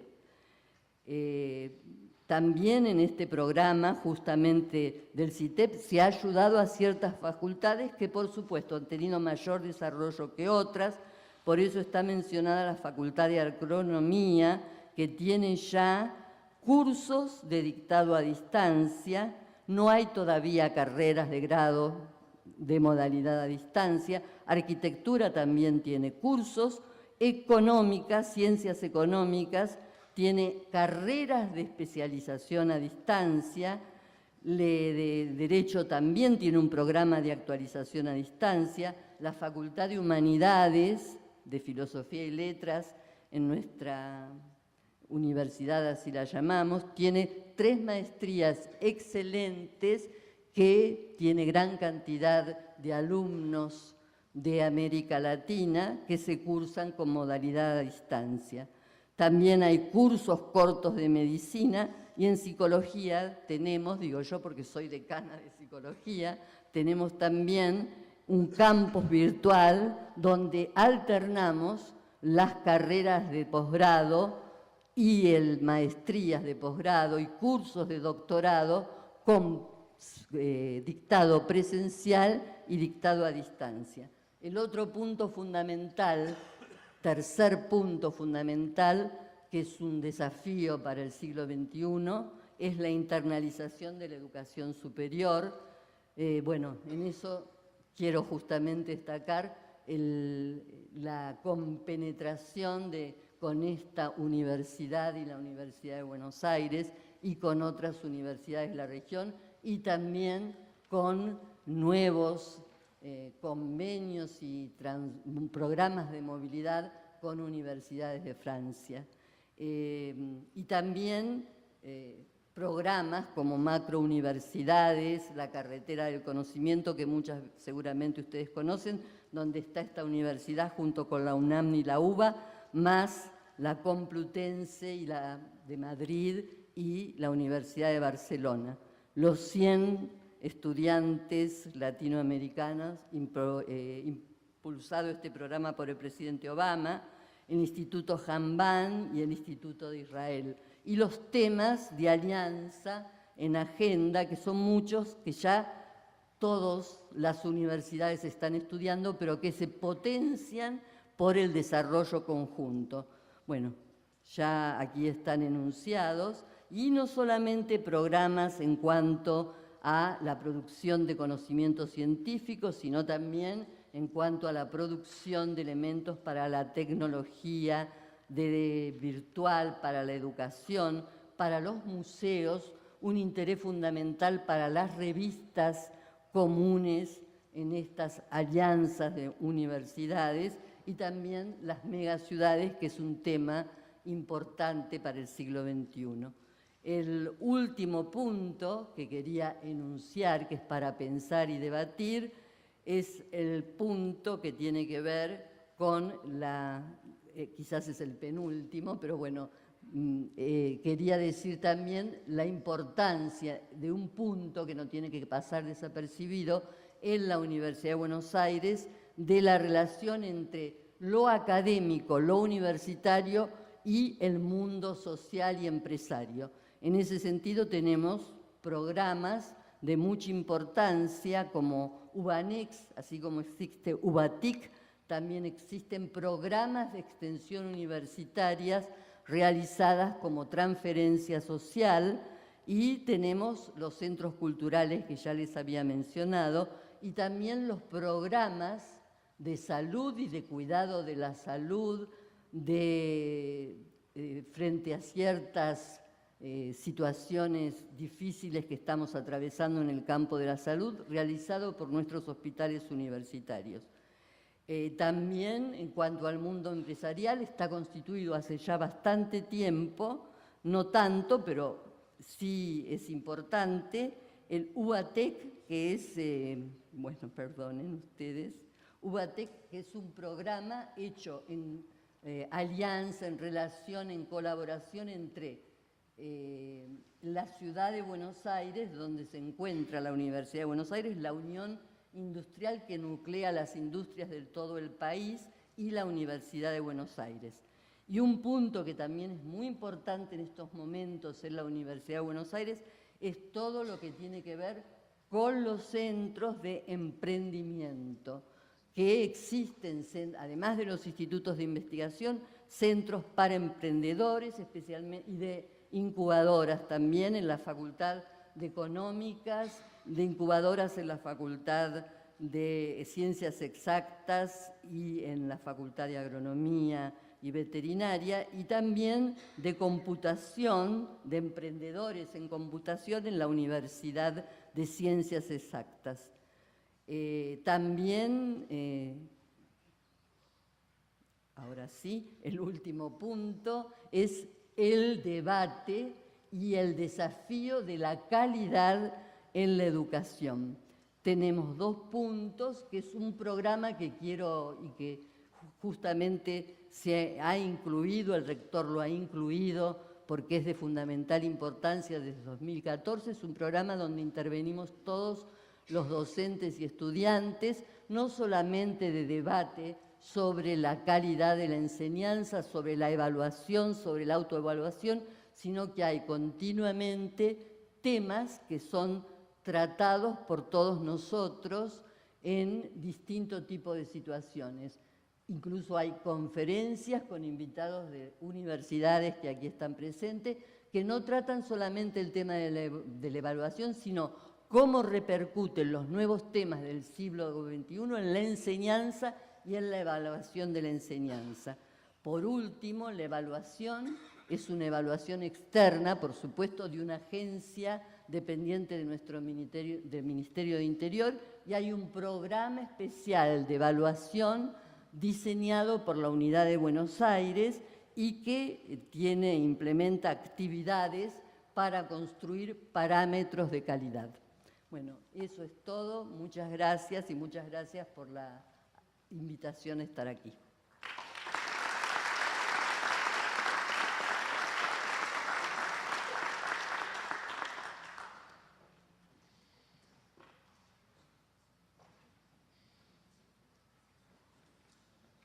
Muchas gracias.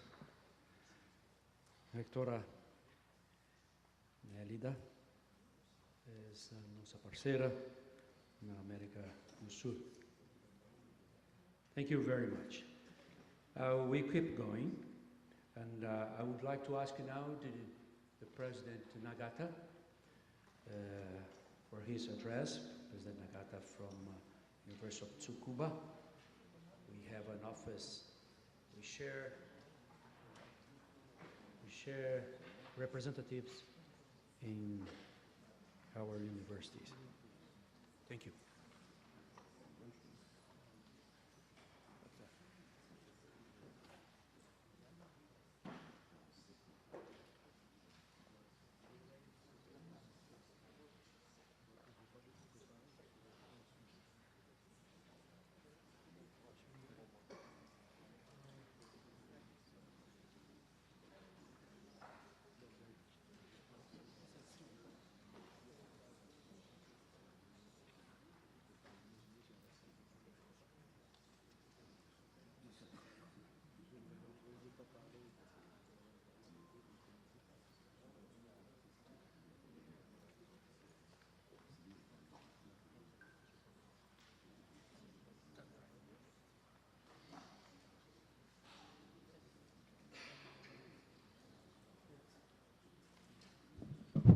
Okay, good afternoon, everybody. First of all, I would like to extend my sincere thanks for the USP and President, Professor Zago, for giving us the opportunity to describe some about our university. Actually, I would like to focus on the description for innovation or the innovation of a university. But before going to the detail, I would like to explain just a property or outline of university itself. And we are located in the heart of the Tsukuba city. The Tsukuba city is the science city, probably one of the largest science city in the world. And we have the 3 universities inside, and also we have more than 300 research institutes. It's a private as well as the national institute. And we have the 15,000 researchers and about 2,000 international researchers there. And this science city have 7 projects as the Tsukuba International Strategic Zone project, which is the national project. I will show you in minutes. And this strategic zone, in this Tsukuba International Strategic Zone, we have 7 projects with these institutes. These are top runners in each scientific field. For example, this KEK, this is the Photon Factory Center, which is the largest photon center, one of the largest photon center in the world. And also another material science institute and also some industrial or science technology institute collaborate with us. What kind of the research is going? This is showing just only the 4 projects in which the University of Tsukuba is involved. So for example, we are working on the boron neutron capture therapy system, which is very effective for the cancer therapy. And we are working on a life support robot project with which you can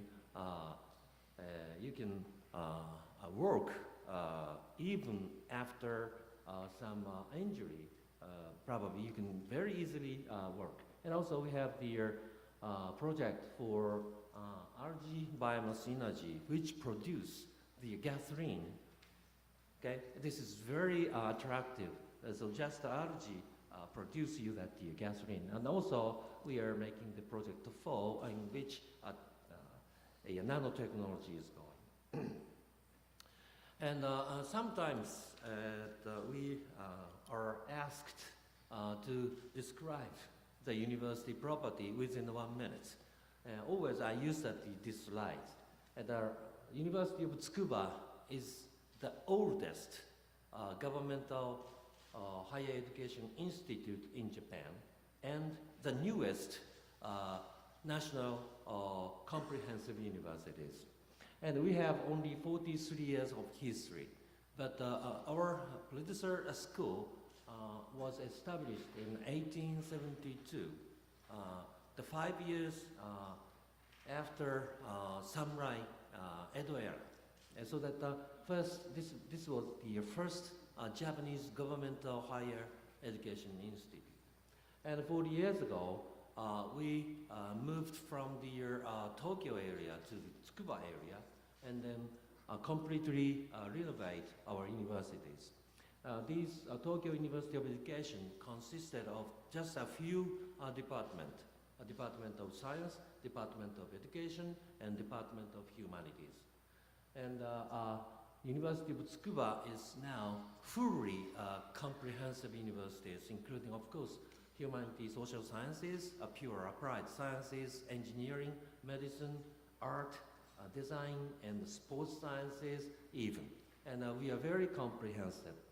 And we have 3 Nobel laureates described here, and also we have 61 Olympic medals, the gold medals, silver, and bronze. So that's a very unique feature. And this slide shows you that just statistics about students. we have this number of the student and staff members. Student here. And we have the 2,400 international students with a visa. And we have also the 1,500 international students without visa, meaning that this student can stay less than 3 months. So that we have the highest international student rate in Japanese national universities. We have 86 national universities, but our international student rate is the highest. And we have the 13 overseas offices in 12 countries. And here on the São Paulo, I'm really thank Professor Zago to have that year first international office inside of the USP. And now, my topic is changing to the some innovation of the universities. So I would like to tell you about the University of Tsukuba challenges in education and research and management. First of all, I would like to tell you about the principle or policy of government. The next, which is the Ministry of Education, Culture, Sports, Science and Technology. They have this kind of policy. So we have to reform that our national university for a more, which is more competent for the modern education and research.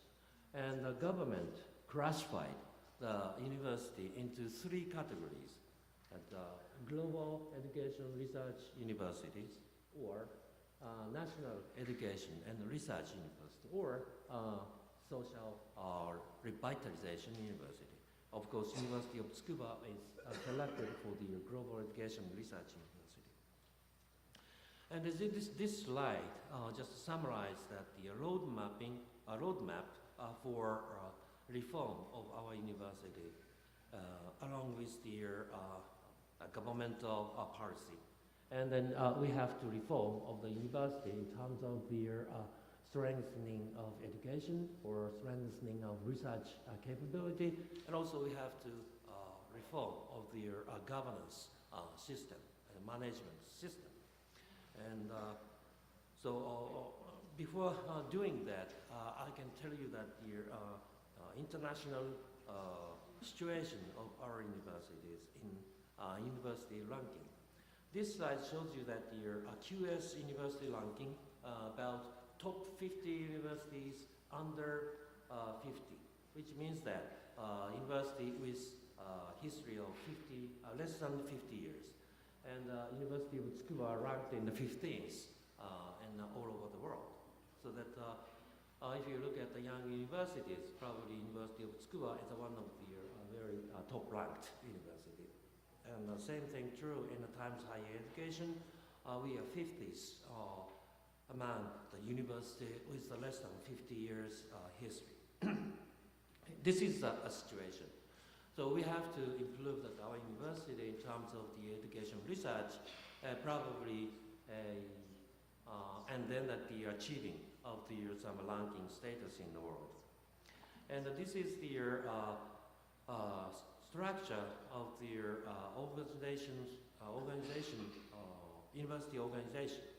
And of course, at the present here, and a steering committee for the education, governance, and research, and student. And this steering committee discussing about what is the next step always. And then, for example, we are improve that the global behavior, global activities. To this end, that we establish global commons which support the student, a staff member, and the faculty to move around the world. And this is the ones they give us the one-stop service, as well as the some strategic action in terms of the international education and research. Okay, and I would like to tell you first challenges in education. Most important thing is Japanese university, okay? heads up their faculty or department to which the student as well as the staff member and the faculty member belongs. So that one teacher belongs to the one disciplinary department or faculty and which also teach of the student in the same department. And we change that this Japanese classical style and we divide two organizations. One is for the faculty members. Faculty member belong to the one of these faculty based on the discipline of research. And the student belong to the graduate schools or schools, undergraduate schools. So therefore, any researcher can go to any kind of the schools or graduate school to teach the student. Some professor probably is needed for the different kind of the schools. So therefore, this system is just based on what subject or what kind of area student needs. Okay, and then this also give the researchers to go to the research centers, variety kind of the research centers. We support very, very strongly of these research centers. These are disciplines, but these centers are well supported by university. So researcher or professor can work in different kind of the centers. And this slide of the recent summary of our aim of the educational research. Simply, just what we'd like to do is that to utilize of the all over the world wide human or research resources. And also we try to open all the resources to the world. Okay? To this end, we realize that there are several kinds of the barriers in our project. So barriers that stand before us, it's a 9 category that's shown here. For example, barriers of country and country, so national borders, and for example, barriers of sectionalisms. So, okay, I do not like this one. Okay, I like this one, but I don't want to collaborate with you. No, I need this one, but I do not like something like this. So we realize that at least 9 kind of the barriers there. So we have to clear this. And for example, if you look at international barriers and community barriers, there is. And we try to overcome of this barrier, for example, by this type of educational program.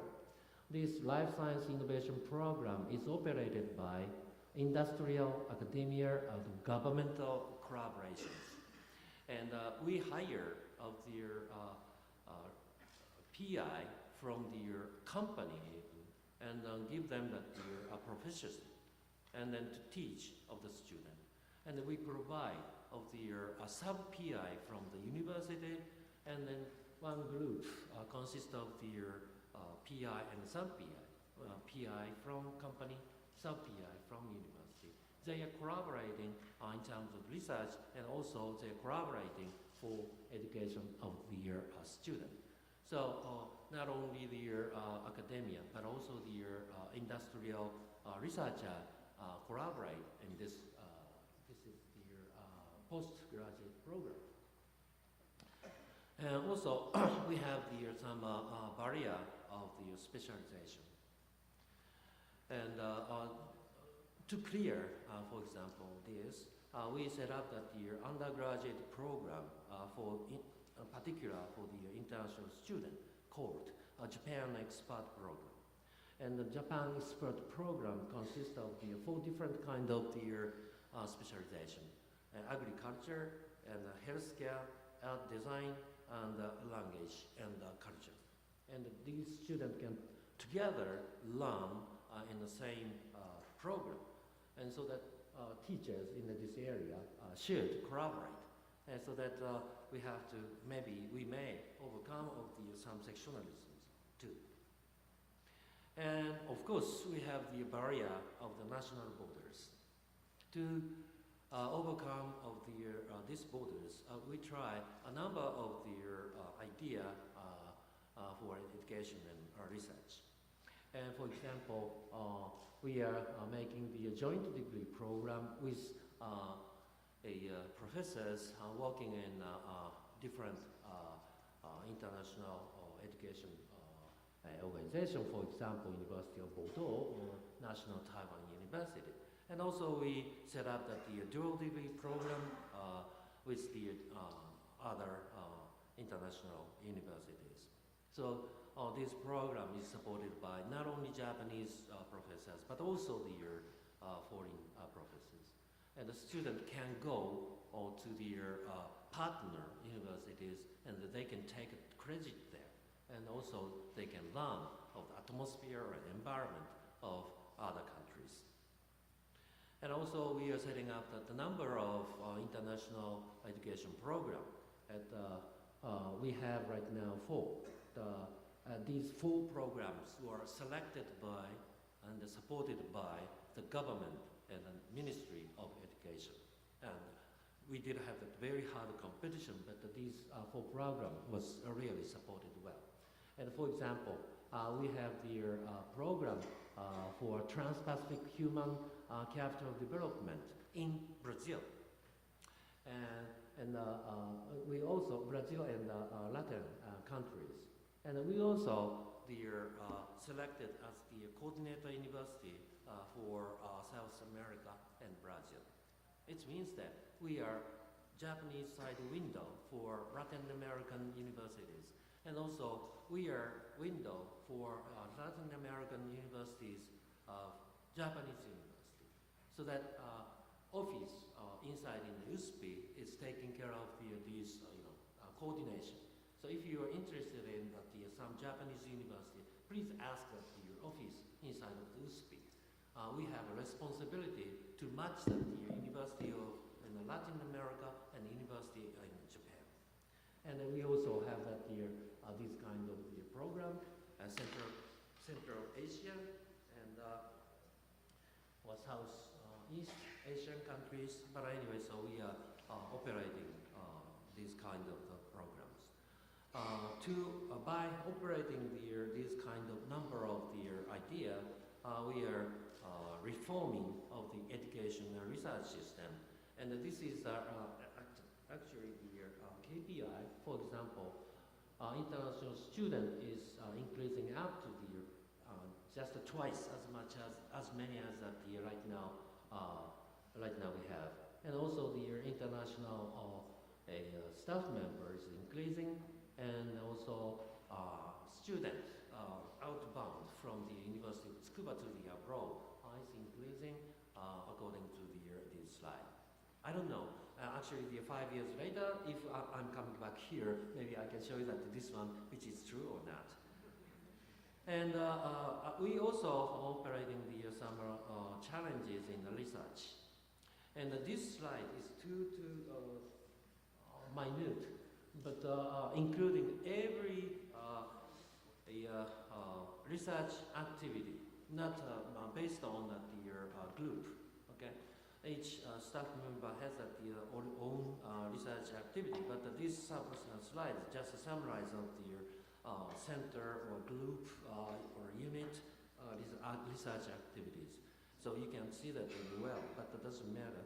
And this slide summarizes that your top runners in the field, the research center in the field. For example, and the top one is the Center of Excellence, which is studying of the mechanism of sleeping, and also the finding of the new drug for the sleep disorder.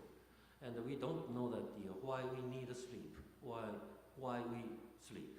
So that this Triple IS Institute is really focusing on this mystery. And also that we have 2-3 kind of the top researchers For example, maybe you can look at the Computational Science Center, which is actually give us fastest parallel computer system in several years ago. Since then, this computer research center awarded by the Golden Bells several times. And always this center is challenging for the fastest computers. And right now, actually, in Japan, we have a K-computer, which is much faster than this computer science system. Therefore, right now, they are trying to make that the 1,000 faster computer than K. And we are very close to the completion. And also we have the Marine Center, which is the largest marine center in Japan. And this marine center always looking for the new species or new marine mechanisms. Anyway, so that we have the top runner research institute inside of the university. And to facilitate of this research, we have give you some idea. This is a slide summarize the cross-appointment system to facilitate of some research activity. The purple shows that the University of Tsukuba salary, and the blue shows that the salary from the other institute. And this guy have the two salaries from the two different institute. And therefore, he has or she has the lab not only University of Tsukuba, but also in other institute. This is very lucky system for the student because student can very freely go into the both laboratory and to learn of the some specific technique or something else. So that this cross-appointment system is very good. And I can show you that the real one. We already set up that the several these cross-appointment-based research unit. And left side, this is a cross-appointed research unit for Indian philosophy. Right side is the cross-appointed research system unit for cancer mechanisms. And so that the student can go anytime, okay, either way. And another idea for promotion of the science in terms of the social needs. We are planning of the industrial collaboration. We have a number of the idea, and we try connect our C's with the industrial professional management, and also we try operate of the research based on needs of the industry. And then this collaboration gives us another frontier of the science. And in fact, that we have number of this collaborative unit. And probably you look at the fourth one, and we are collaborating with Toyota, which is the largest automobile company. And right now, this slide summarizes the collaboration with the Toyota. Toyota is now thinking about social system without a car. Toyota is a car company, but right now they are imagining the society 10 or 15 years later without a car. So that we have the collaboration with the number of the disciplines, human sciences, art and design, or engineering, or something else. So we are very, very looking for a new society in 20 years or 30 years later. Where and when, probably there no car there. And finally, I would like to just briefly show you that the idea for management. And of course, every president of the university, any university, always think how we deliver of the resources to their personally or to their research unit or education groups. So it means the human resources, financial resources, or facilities. To deliver this, we need some measurement. Otherwise, there are so many struggles inside of the university. And then we have to think that what is a measure, or how to measure of the activity, how to evaluate the activity of the person, or unit, or department. And we have a number of the evaluation system, including organizational evaluation. It's a departmental evaluation. And we have the faculty performance evaluation. And we have other evaluation system. Just briefly, I will show you that departmental evaluation. And this slide show you how we are doing, how we are evaluating of each department. Essentially, very briefly say that we compare the data of this year with data of the last year. We never compare with the department, one department with different department. It's because that the disciplines are different, so that the evaluation point is different. However, you can compare same department last year's and this year's and the next year's. So therefore, how much you improve, how successfully you are going right now. So we can very easily estimate that. And the same thing true for the faculty members' performance. And in this case, just look at the right side. We evaluate from the 3 points: education, research, and social contributions. And so that each professor just described by himself or herself of their own evaluation based on these 3, and discussed with the committee, and then whether self-evaluation is right or not, and something like this. And we are doing sort of this kind of effort, and sometimes this effort will generate a very new type of the evaluation system. Last year, we published the university ranking system in the field of sports sciences and etc. You don't know that any ranking in the sports sciences, times higher education, QS, you can't find out. So therefore, we try make that sports science ranking powered by Thomson Reuters, and so you can see that this in internet, and we have a number of also on this internet site describe that how we evaluate of the sports sciences, and University of Tsukuba is somehow good in this field. So that evaluation system is now competent for the worldwide use in this field, actually, at least.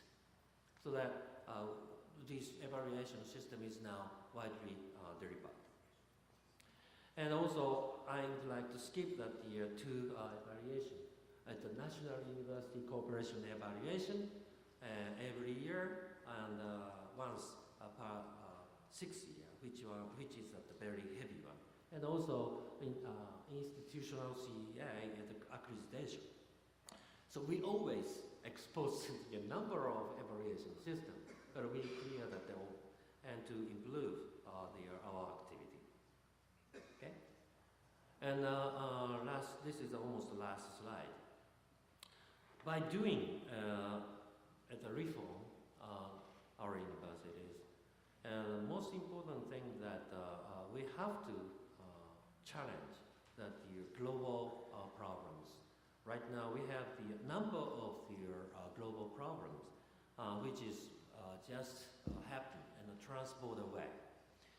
Poverty or energy, energy or rare earth problems or infectious diseases or some other food problem or population problems or economic problem. So we have to, university have to challenge and improve that problems. And we really should understand that what is going on right now on this planet. And therefore, our challenge, actually, we make that our challenge to solve the global scale issues. And always doors open so that I would like and we would like to collaborate all of you. Okay, thank you very much.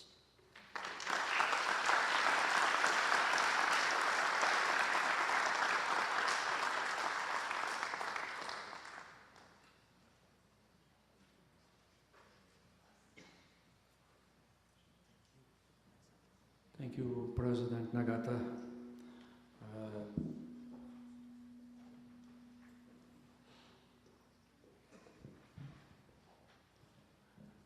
Okay, we are doing well with our schedule, and because some of our visitors arrived today, maybe one of the ideas was to proceed with the program and take a house and keep the audience.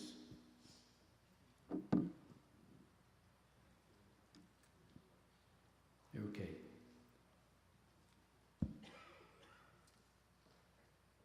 Okay, now. Okay. I would like to ask and invite Professor and Hector Jacques Marcovitch from University of Lyon.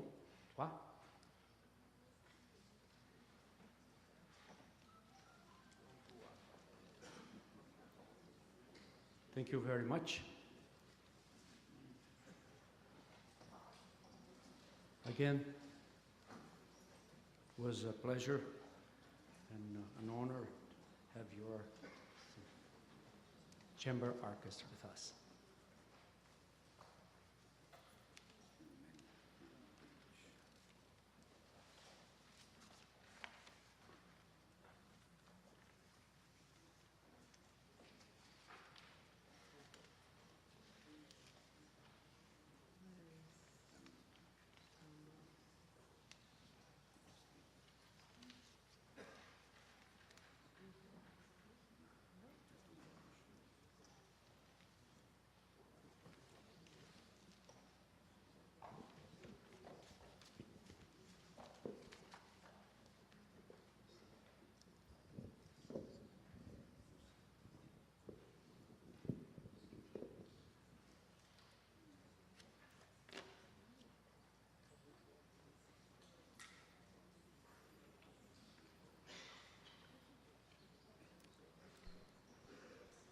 Mr. President, Marco Antonio Zago, for beginning, thanks a lot for your invitation. Dear Professor Raul Machado, dear President of the FAPESP, dear colleague coming from foreigner country, dear Brazilian colleague, and also dear students, I'm so happy to be with you today, and I will try to answer to the three questions that Raul gave to me. Just for beginning, my university, I'm the president of Université Jean Moulin Lyon 3. It's a social sciences university with two big faculties. Which one is faculty of law, the other one is faculty of management, but you have also big faculty of language and also philosophy, letters, geography, history, communication. But my university is one of the members of the UDL. UDL is the University of Lyon. It's something like a federal university, a bit just for, not for a real comparison, but for the example. It's a bit like the University of California, you know, with many different partners inside the same. Maybe a bit like OSP2. I think we have some, not exactly the same model, but we have some comparisons to do between us. I do not want to speak too much about the UDL tonight for answer to the three questions, because my colleague, Miranda from Sorbonne Paris Cité, will speak about that. We are distribute about the role. Okay. It's difficult to answer to this different question, because as you know, the French context and the French system is always so complex. But I try. The nature of the governance. We can say that the governance is balanced in France. It combines collegiality, which is implicit in taking of important decisions in the different councils of the faculty deans, with the presidential team, sorry.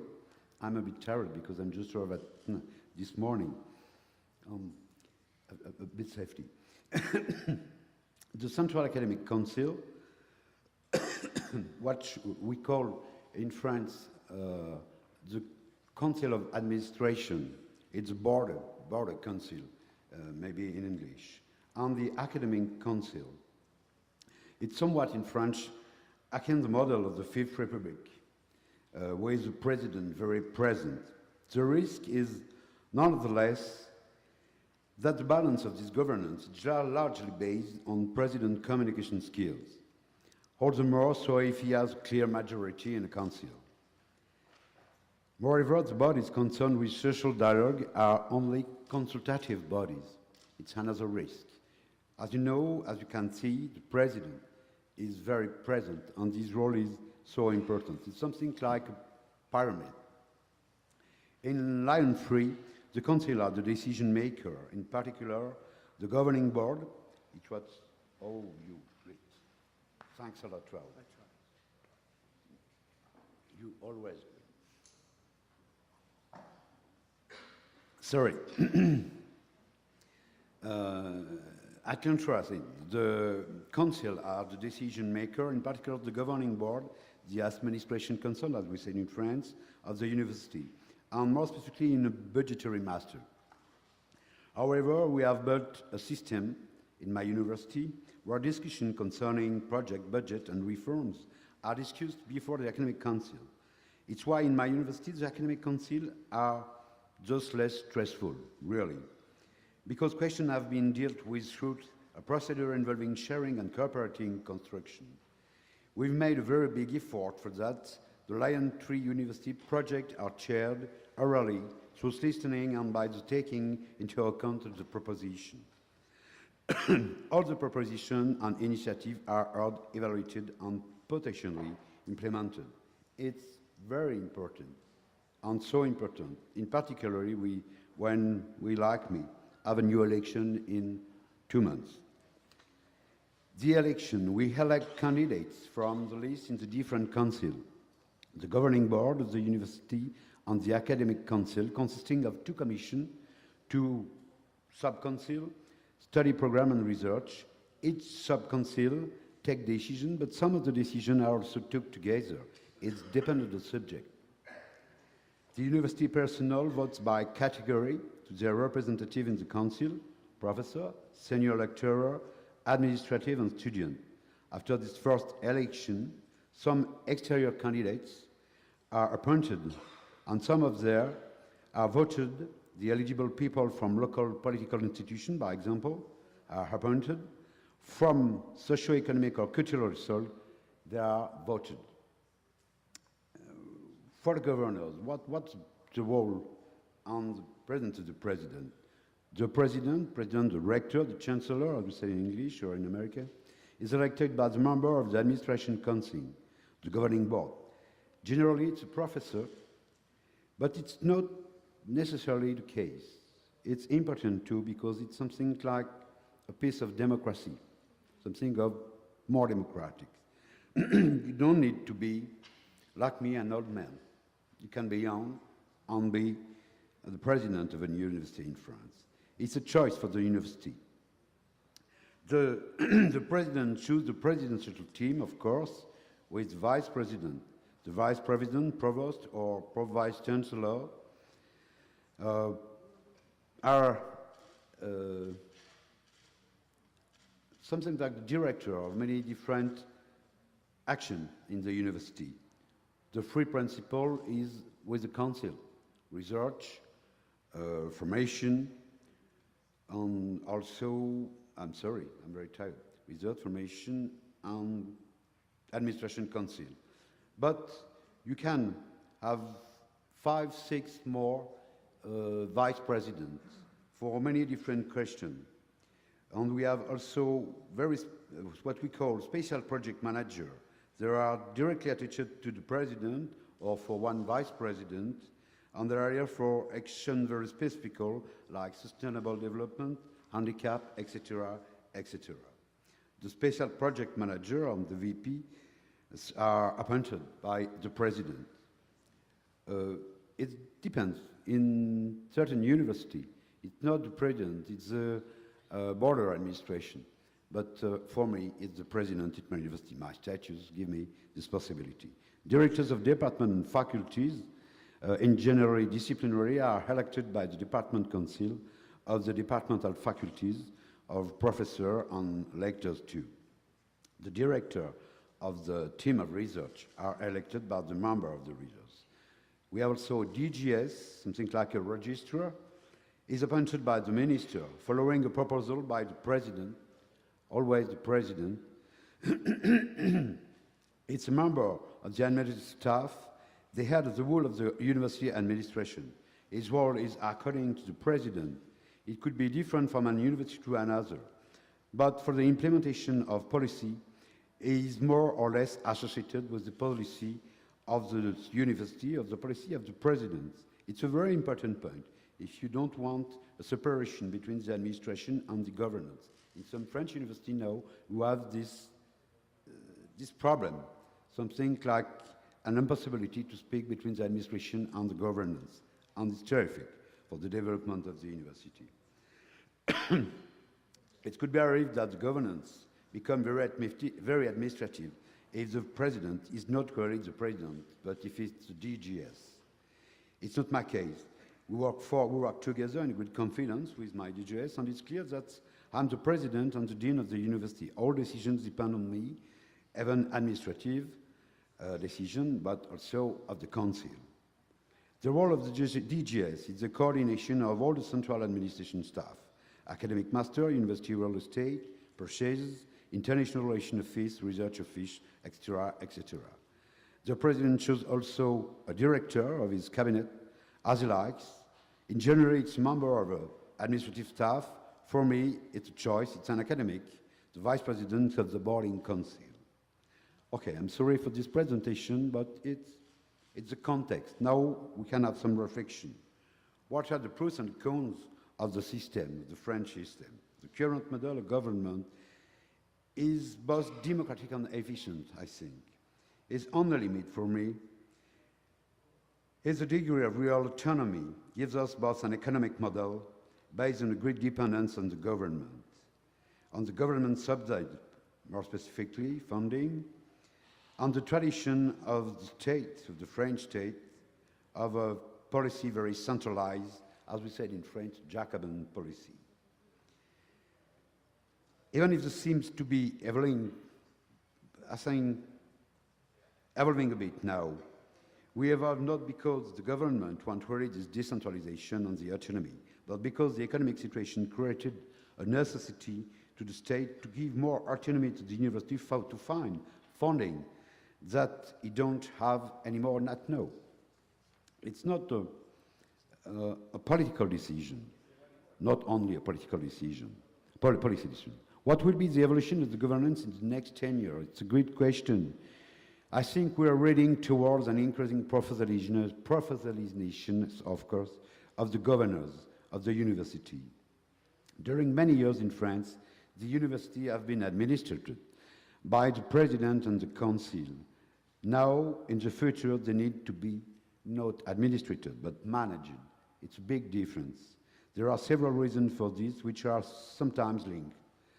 Before the relative autonomy, we know, in the current situation, state funding was specifically designated.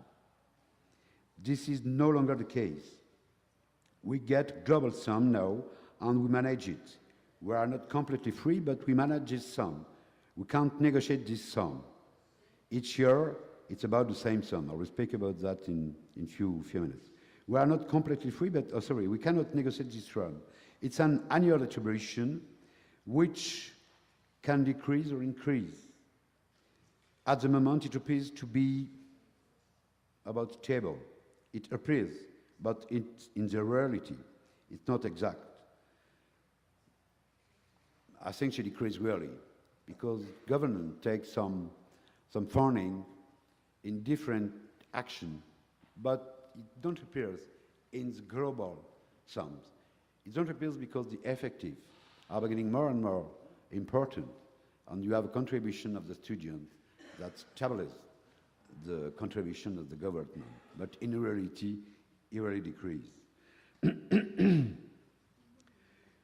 The question is very important for us, because we need now to develop a relation with the economic wars.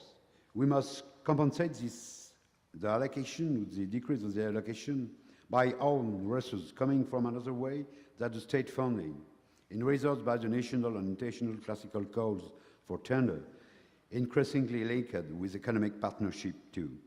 But above, we need to find funding increase our own results, all more and more by economic partnership.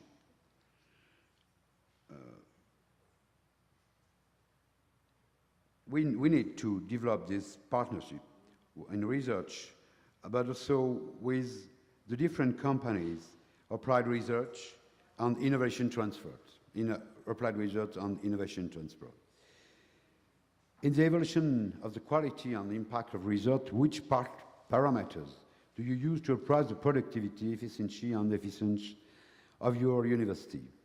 This is done in an increasingly standardized and formalized way, structured on an international model. The results are widely published, and they contribute in an important way to building up the reputation of the university. It's essential that the evaluation agencies are credible. That's a very great question. And I think that the evaluation is not very stable. I'm not sure it's always the case. I don't want to say anything about the Shanghai evaluation. But it's important because it's legitimate in the eyes of the university community, which is not yet always the case. And we need us to be in confidence of this evaluation. It's so important. Currently, having at its disposal steering indicators, the university is undertaking the implementation of a quality procedure to allow for finely tuned steering for its educational offer.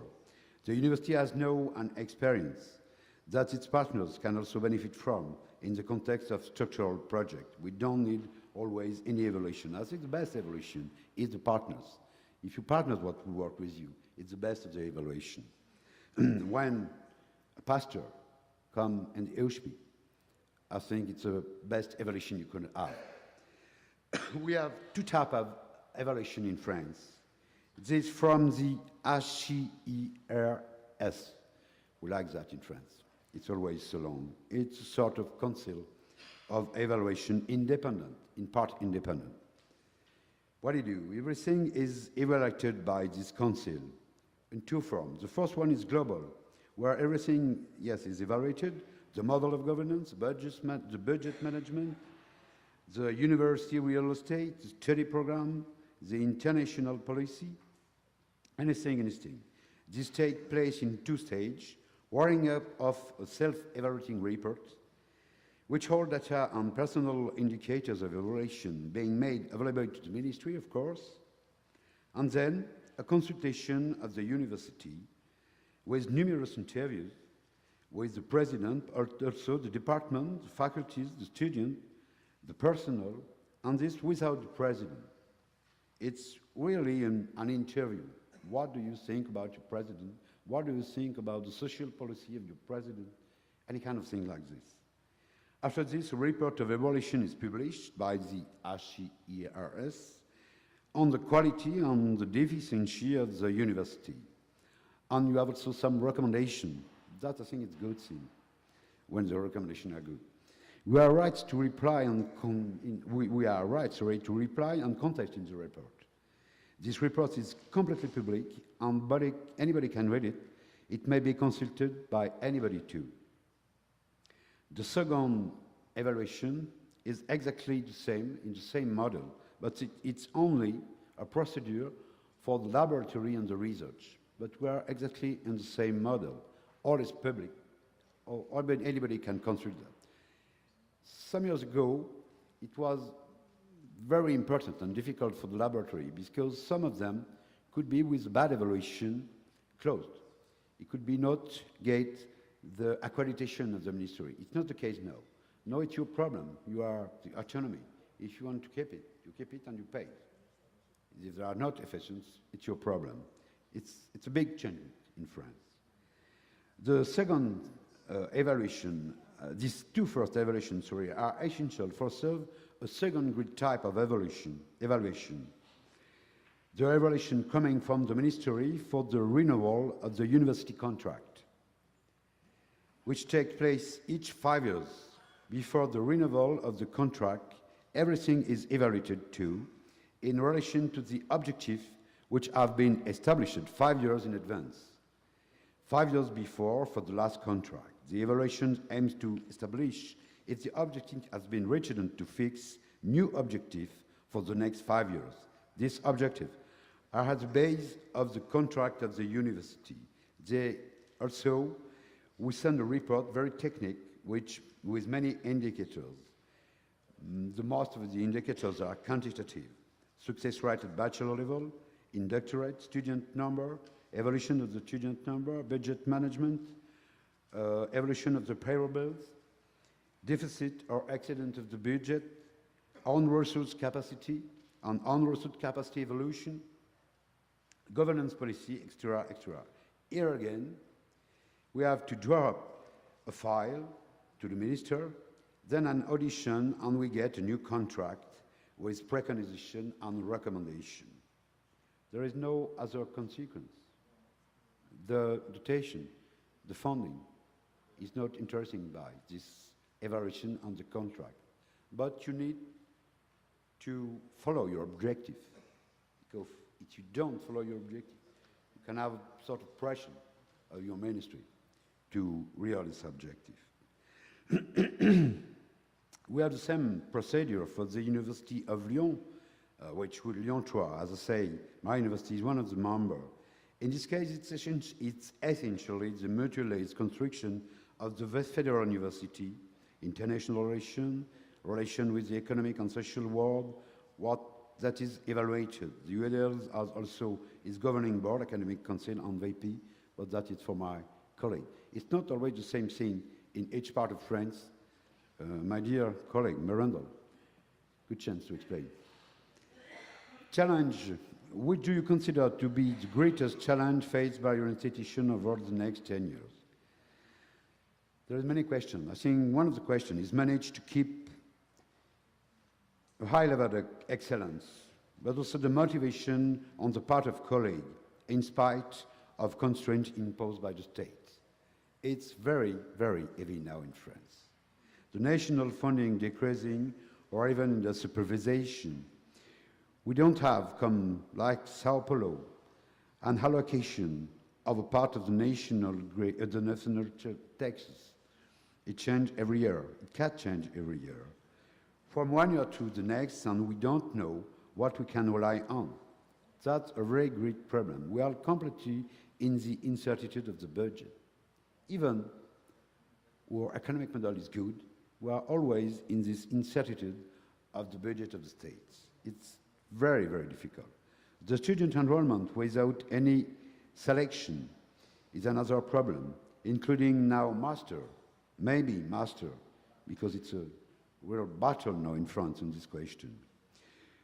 We don't have, like in Sao Paulo, a selection at the entry of the first year.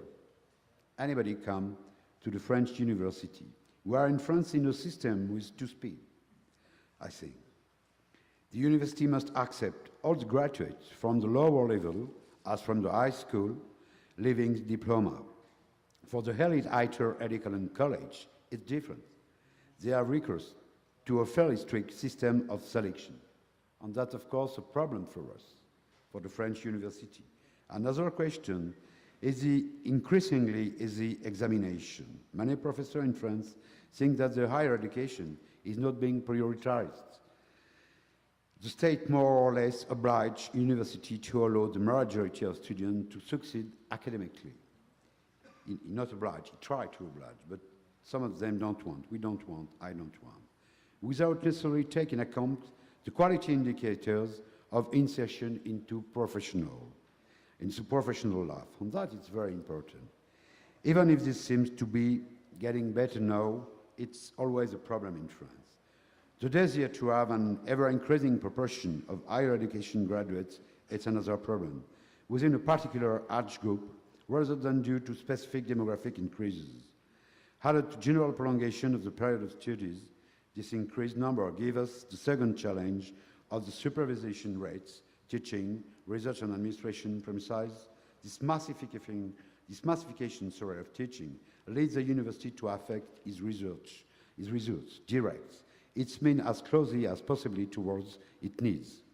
This raises the question of the student intake capacity and the question of the selection. Many studies show that the selective system are defective in terms of in the elite college. It's real. It's a question of social egalitarianism. Scientists, they take everybody in university, science, they take everybody. The university are characterized by the richness and diversity of their profiles. I think we can have a selection policy, and we can also take place for any kind of student or all the student. This must be the place where the majority of students get sufficient level or quality education, which do not exclude the selection of the best student in curriculum master or doctorate. Another question is of course the digital revolution, in particular in the pedagogy, for the MOOCs by example. Checking up our habits, award of certificates of diploma that have not yet been mastered, an economic model in the long or medium terms. I don't want to speak too much of this question. I think it's an evident question. Globalization of education, the opening up to international perspective, is just more necessary than ever. Prioritize the implementation partnership, encouraging co-diploma. It's what we are all here together with you, because it's one of the first questions for the development of the university. The development of multifarious links, professional with the professional, which is in evidence in particular through part-time works on study, entrepreneurship, innovation, transfer of innovation, emphasis professional initiation. It's so important for us. Actually, it happens so frequently that people's academic are unfortunately questioned without taking the institution to account. All the economic world in general and the reactivation cannot be the product only of the technology and the sciences. We need also to support social sciences. I'm sorry, a change of subject. I was too quick. I would like to say that now we don't, as I say,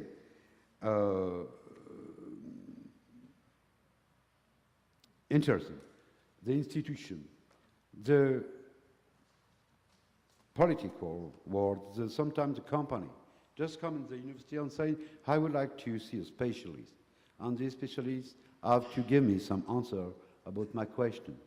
But it's difficult in France now to be considered like an institution, a professional institution, and an innovational institution. It's what we need to transform now in France. I would like to say that we have to support the social sciences. My university is a social sciences university. I'm sure that the reactivation cannot be the product only by the technology and sciences. It's also a question of society, and that's very important that the social sciences are based. It's necessary that university becomes a reference in lifelong learning, as is the case for initial degree courses. People need university all along their life to evaluate and progress. Currently, the market is essentially captured in France by private structure. It needs to be also in the university. It's also necessary that university can take participation in evidence limited and provisional at the capital of the new companies they held by university program, project, and incubation. It's forbidden in France now. I don't know how is it in Brazil, but it's forbidden, and it's really a problem. We need to. How does your institution plan to confront them? For us, in my university, we think ourselves like an economic actor.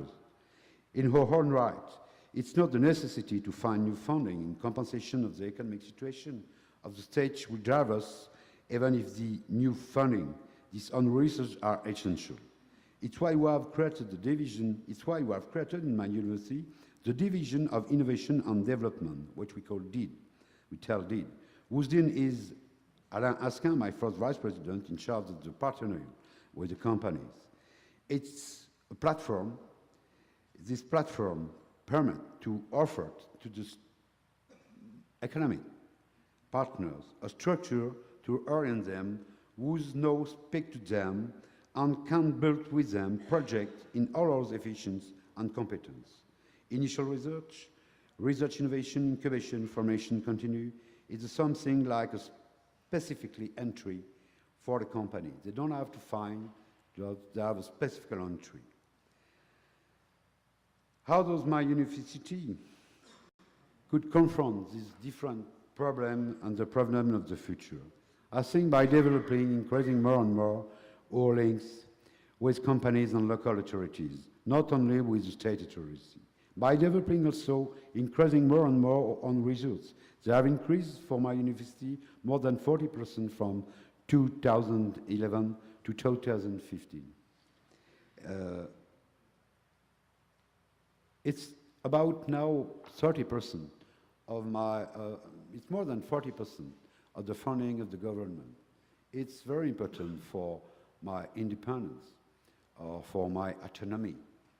And I think it's very important to have negotiation with the ministry when you are in this situation. It's more easy when you have that when you are in deficit, of course. I think we need to answer by developing, increasing your capacity to answer to what need company and local authorities in research and formation. Also by manage your university with a formation policy, education policy, sorry, with a professional objective. We want that any student get a job at the end of their studies. We have one of the best professional preference rates in my university.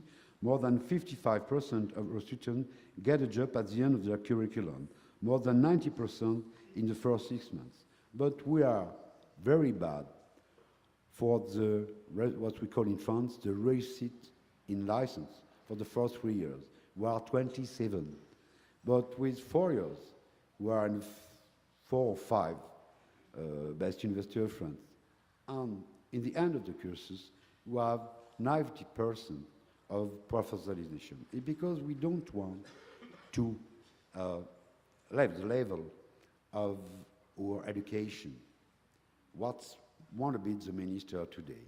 For a question of equality, but it's not a question of equality. It's a one way in this way.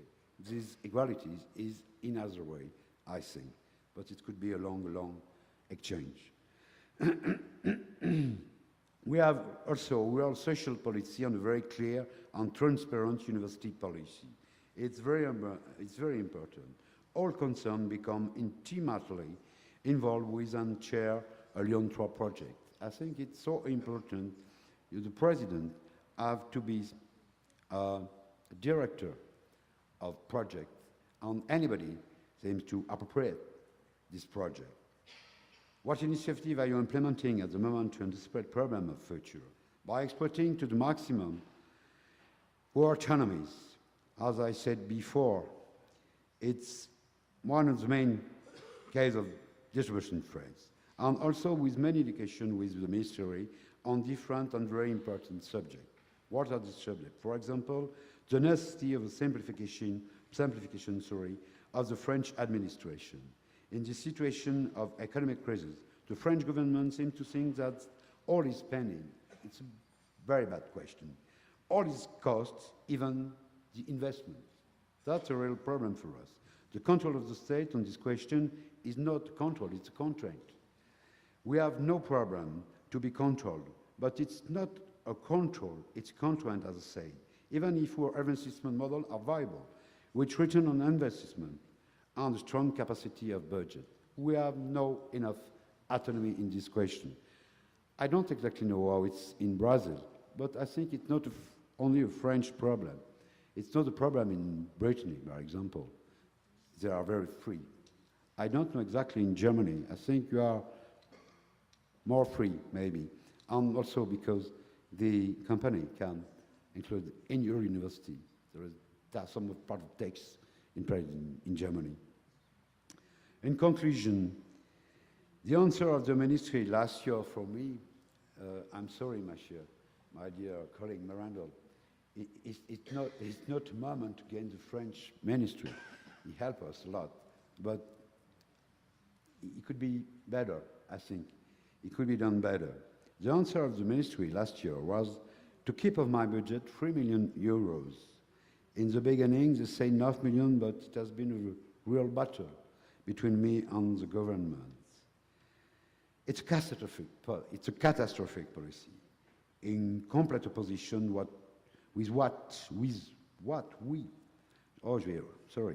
with any kind of model of renovation. I need water.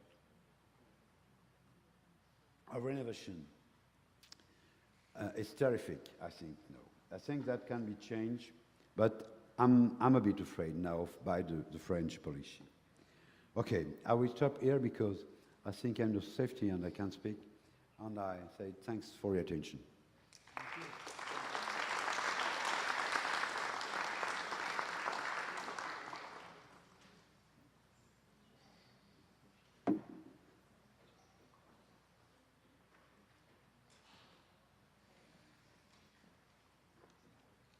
Thank you very much. President Merindo from Université Sorbonne Paris Cité. S'il vous plaît, monsieur. That's all I'm going to say in French. Thank you very much. And with Sorbonne Paris Cité, we share an office. We are very glad with your presence here. Thank you very much. You have a presentation, right? Yes. Please come.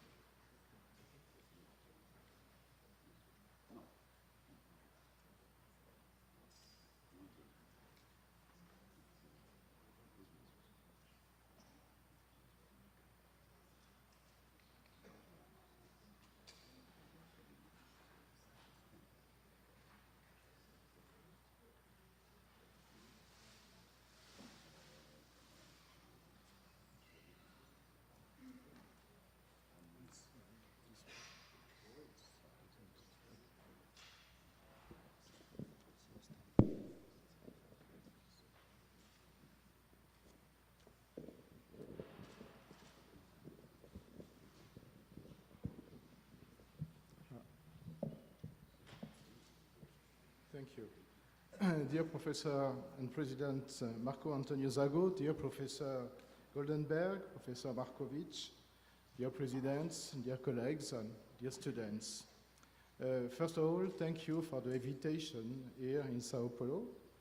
We have a collaboration with your university, and of course, this collaboration is on scientific and exchange for students, but it's a very good idea also to have discussion and exchanges about the governance and the challenges of the universities in the international context.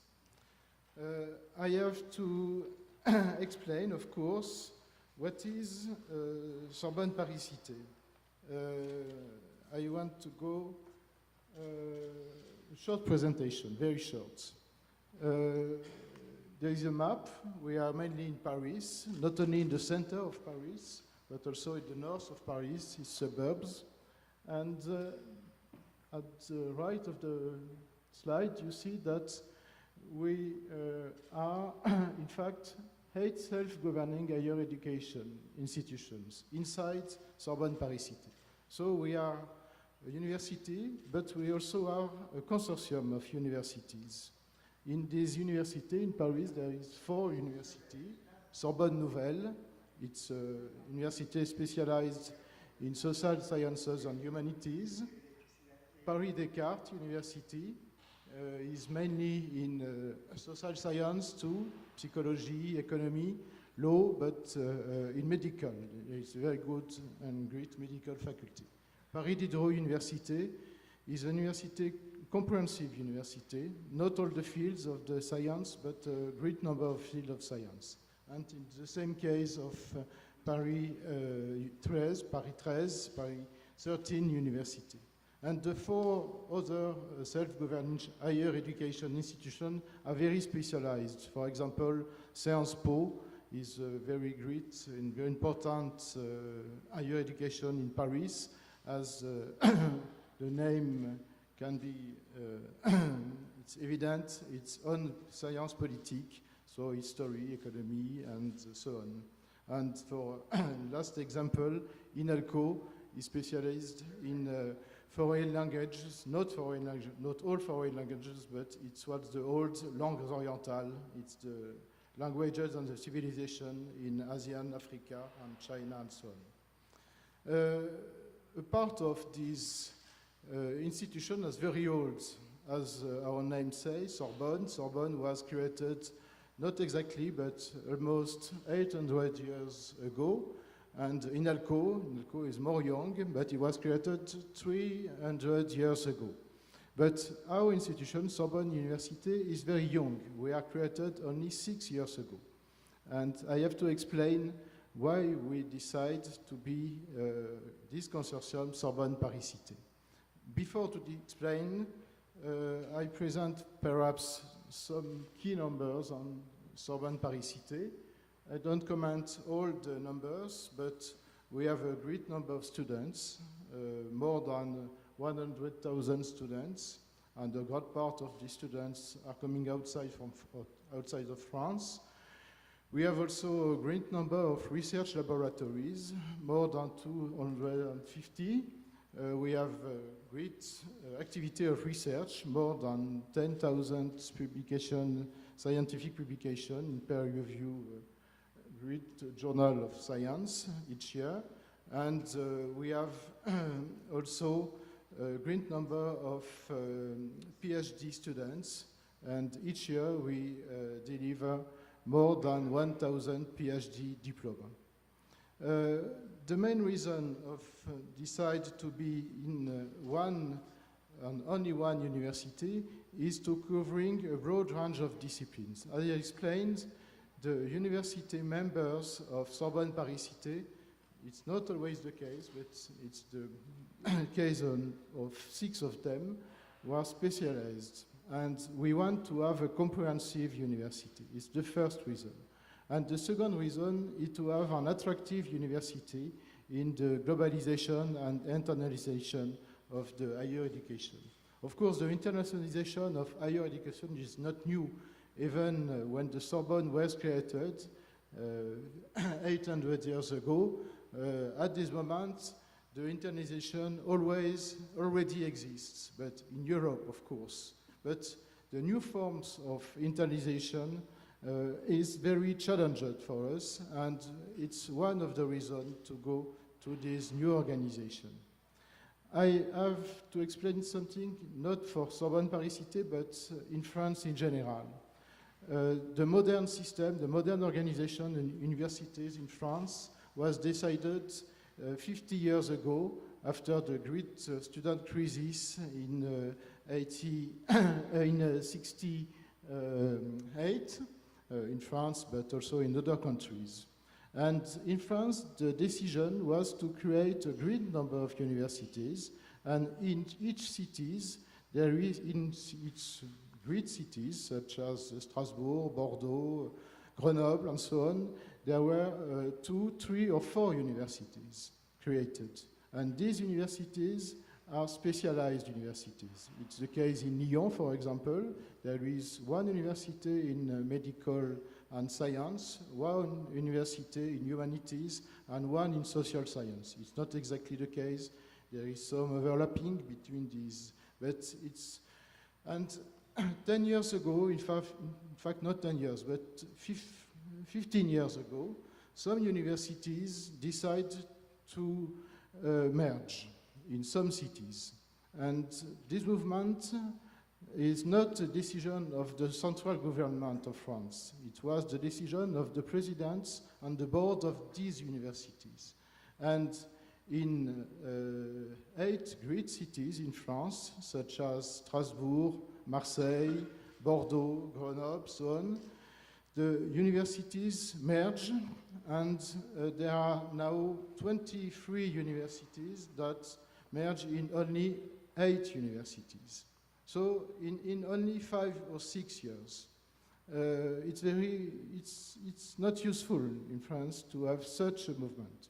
But in some cases, and it's situation in Paris, we don't believe that the merge processes can be realistic and be useful. So we have to find another organization, and this organization is this federal university. And so we have both a self-governing unified university. We want to be unified. We have our own government, but we are also a consortium of self-governing institutions. I don't explain, but we have a very important collaboration with 5 national organisms of research, important organisms of research in France, such as CNRS, INSERM, and so on. So it's not we don't have any real international model. Of course, we can think about University of London or about University of California, but we are more integrated than University of London or University of California. For example, all the PhD diploma are given by our university. They are not given by the self-governing institution inside our university, in Paris, in Sorbonne Paris Cité. For example, some definition from the master program, postgraduates, are defined also in our university and not in the self-governing university. Of course, we have a lot of discussion. There is not, so I don't decide I want to be only one diploma in mathematics, but this discussion finished by a decision of our university. So I explained the situation of the governance of university, this new university, and the governance is new, of course. The president of Sorbonne Paris Cité was elected by the University Council. The University Council is with a great number of members. As you see, more than 60 members. Half of them are elected by the professors, but also some of them are elected by students of other personnel of the university, other employees of the university. But 50% are nominated by the board. And the board, it explained at the end of the slide, the board is very short, very few number. We are 9 in the board. I am member of the board and I preside the board, and the 8 other members are the president of higher education institution. So, and each week we have a meeting for 2 hours and we discuss about all the policy of the university and we decide some important strategy. So it's the federal organization. We also have it's not on the slide, but we also had an academic council, and the academic council is also elected, but is elected for a large majority of the academic council, is elected by the professors and for a small part by the students, and this academic board doesn't have a decision power. He can make advice, he has to make advice, but the decision is only between the University Council and the boards. This kind of governing is new for the universities in France. There is not the governing of the classical university, very different. For the deans and directors, for the member, for the universities and also Sciences Po and other higher education institution, in general, the president or the directors, the name depends of the institution, is elected by the board of the institution. There is not real difference between USPC and each of our members. But there is a great difference for the vice presidents. In general, universities, vice presidents are elected. In some cases, they are nominated by the president. In some cases, the vice president are elected, but they are elected with a proposition of the president. But in some cases, they can be elected without any proposition of the president. So in some universities in France, you have vice president and president. They don't agree about the policy of the university. Of course, it's a difficulty when the vice president and the president don't agree of an important, and it happens. And deans and heads of the department or the faculty are elected by departmental faculty. For USPC, the vice president, I have 7 vice presidents, one for the teaching, one for the research, one for the digital issue, and so on. It's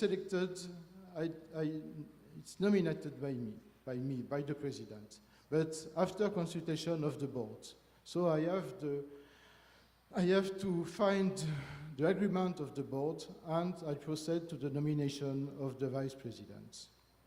It's already the case in some higher education institutions. It's the case, for example, in Sciences Po, or for research organizations such as the CNRS, but it's not the case in general for universities in France. So there is a different model, and we have to see what is the good one, the bad one. Of course, it depends on the situation. For the evaluation, as Jacques Marcovitch already explained, we have a national agency, HCERES, and this agency proceeds each 5 years to teaching and research assessment, and each research group, each degree program, every doctoral school, and the general strategy and the structures. There is only an ex post evaluation. They don't evaluate the new project. They evaluate the activities for the past in the last 5 years of a team of research and so on. This evaluation is also for us, but we are too young, so we don't have any evaluation of this kind in the last years. For the research, the evaluation by the HCERES is mainly a peer review evaluation. So there is a committee with good scientists, and this committee want to discuss with the laboratory and discuss from the activity of research, and of course use, and this is an increasing role, the bibliometric indicators. The evaluation of the degree program is, in my opinion, not so well organized.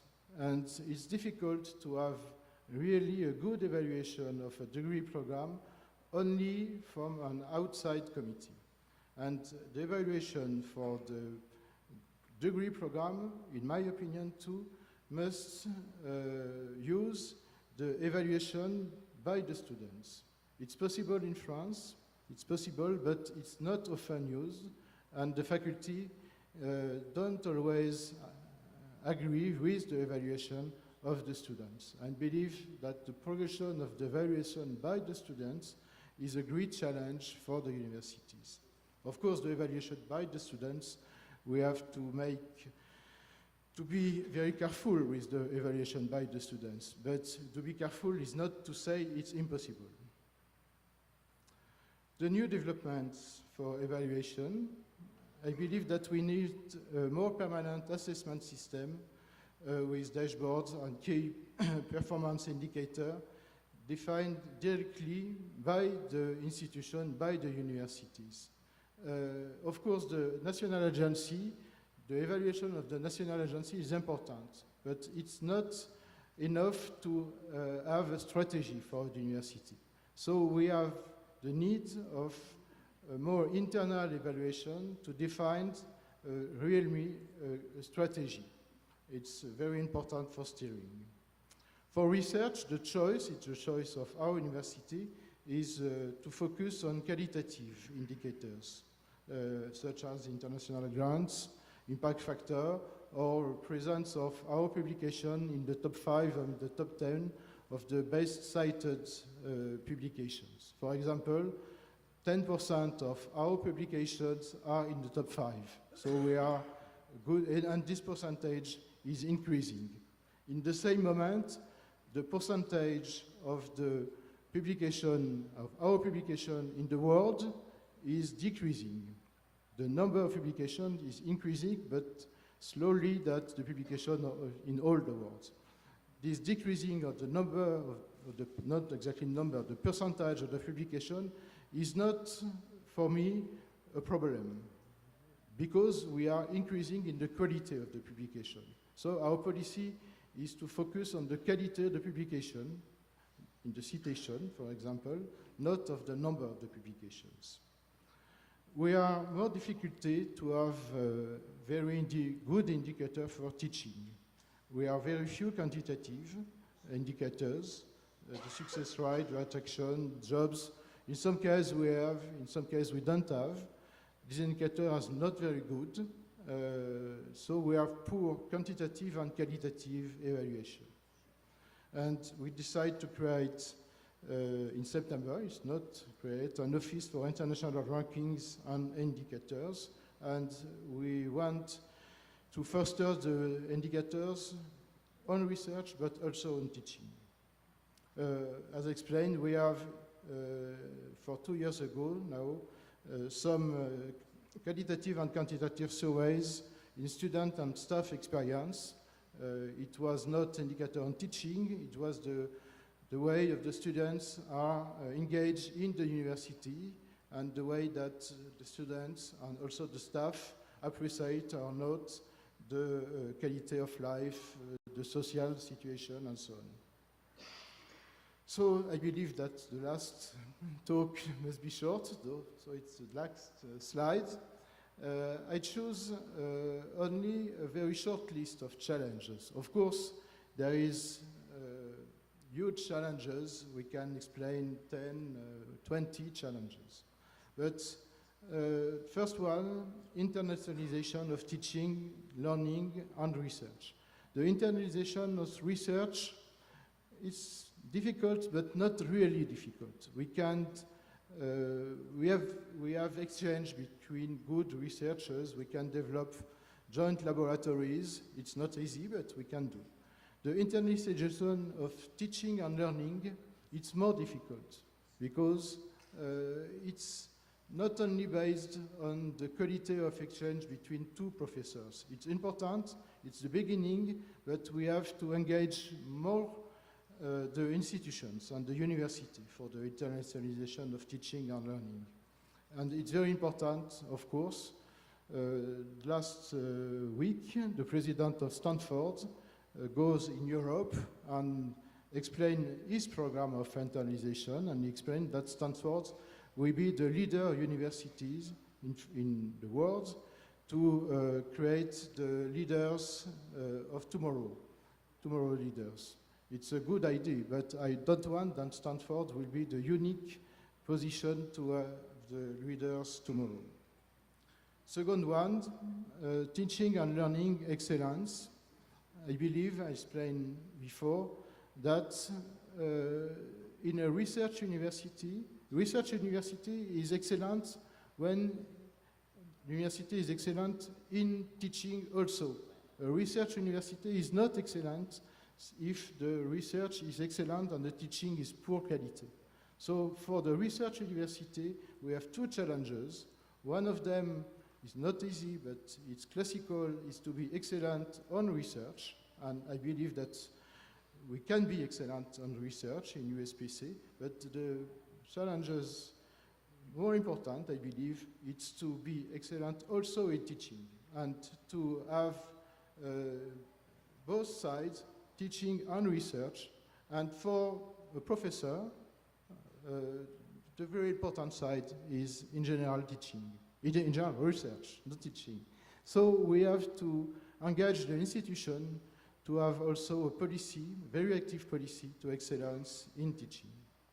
Of course, some of them have already explained, for the excellence of teaching, all the innovative pedagogies on digital, hybrid, flipped classrooms, and so on, are very important, and we give some resources and some organization to develop with the professors the excellence on new initiative on pedagogy. For governance, I believe that, of course, I don't develop, but we are too young to say something about the excellence of our own governance. It's not serious, but it's very important, of course. I believe that for governance and assessment, we have to use big data. We are ready to use big data. For example, for the evaluation of the teaching by students, we have to use big data. You have to use social networking, and we're not really engaged in USPC for this new situation, but I believe it's very important. Of course, the two last ones are very classical, links to companies and to societal needs, and all universities in the world want to develop links with company and societal needs, and all universities of the world want to find new resources, so it's not a very original challenge, but very important one. So thank you for your attention.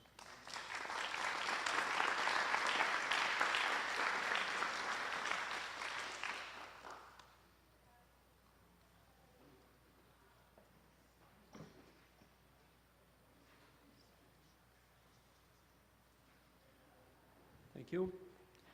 Before the final words from Professor Zago, I also would like to thank you the hard works behind the curtains.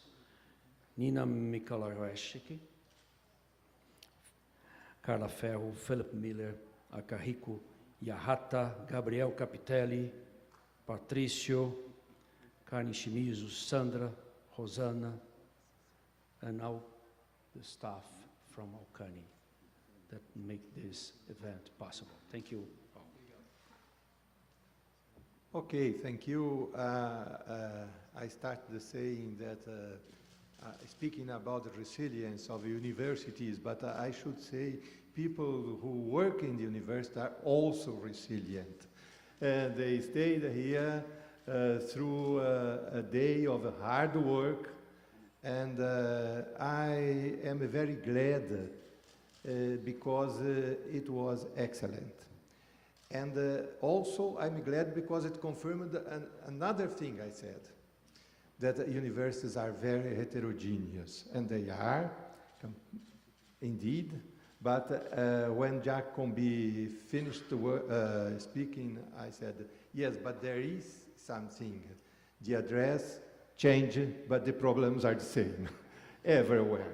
And so we will continue with this in the next days, although we will not have now a debate, questions, but this will continue with a visit to the newspaper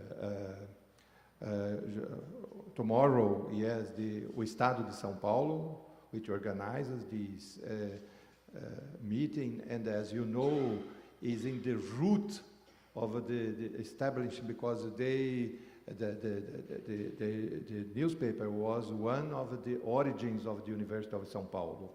So, and they will produce a special issue, probably the next weekend or near that, including the debate that will take place tomorrow with the president and rectors who will be visiting the newspaper. Also, they will visit the School of Medicine, and also the School of Agronomy in Piracicaba. So we will have many days to continue this discussion. And at the moment, all who are here are invited to go on just across the hall where we'll have a dinner and you can talk freely to everyone here, including the speakers. Thank you very much. It was tiring, but it was excellent. Thank you.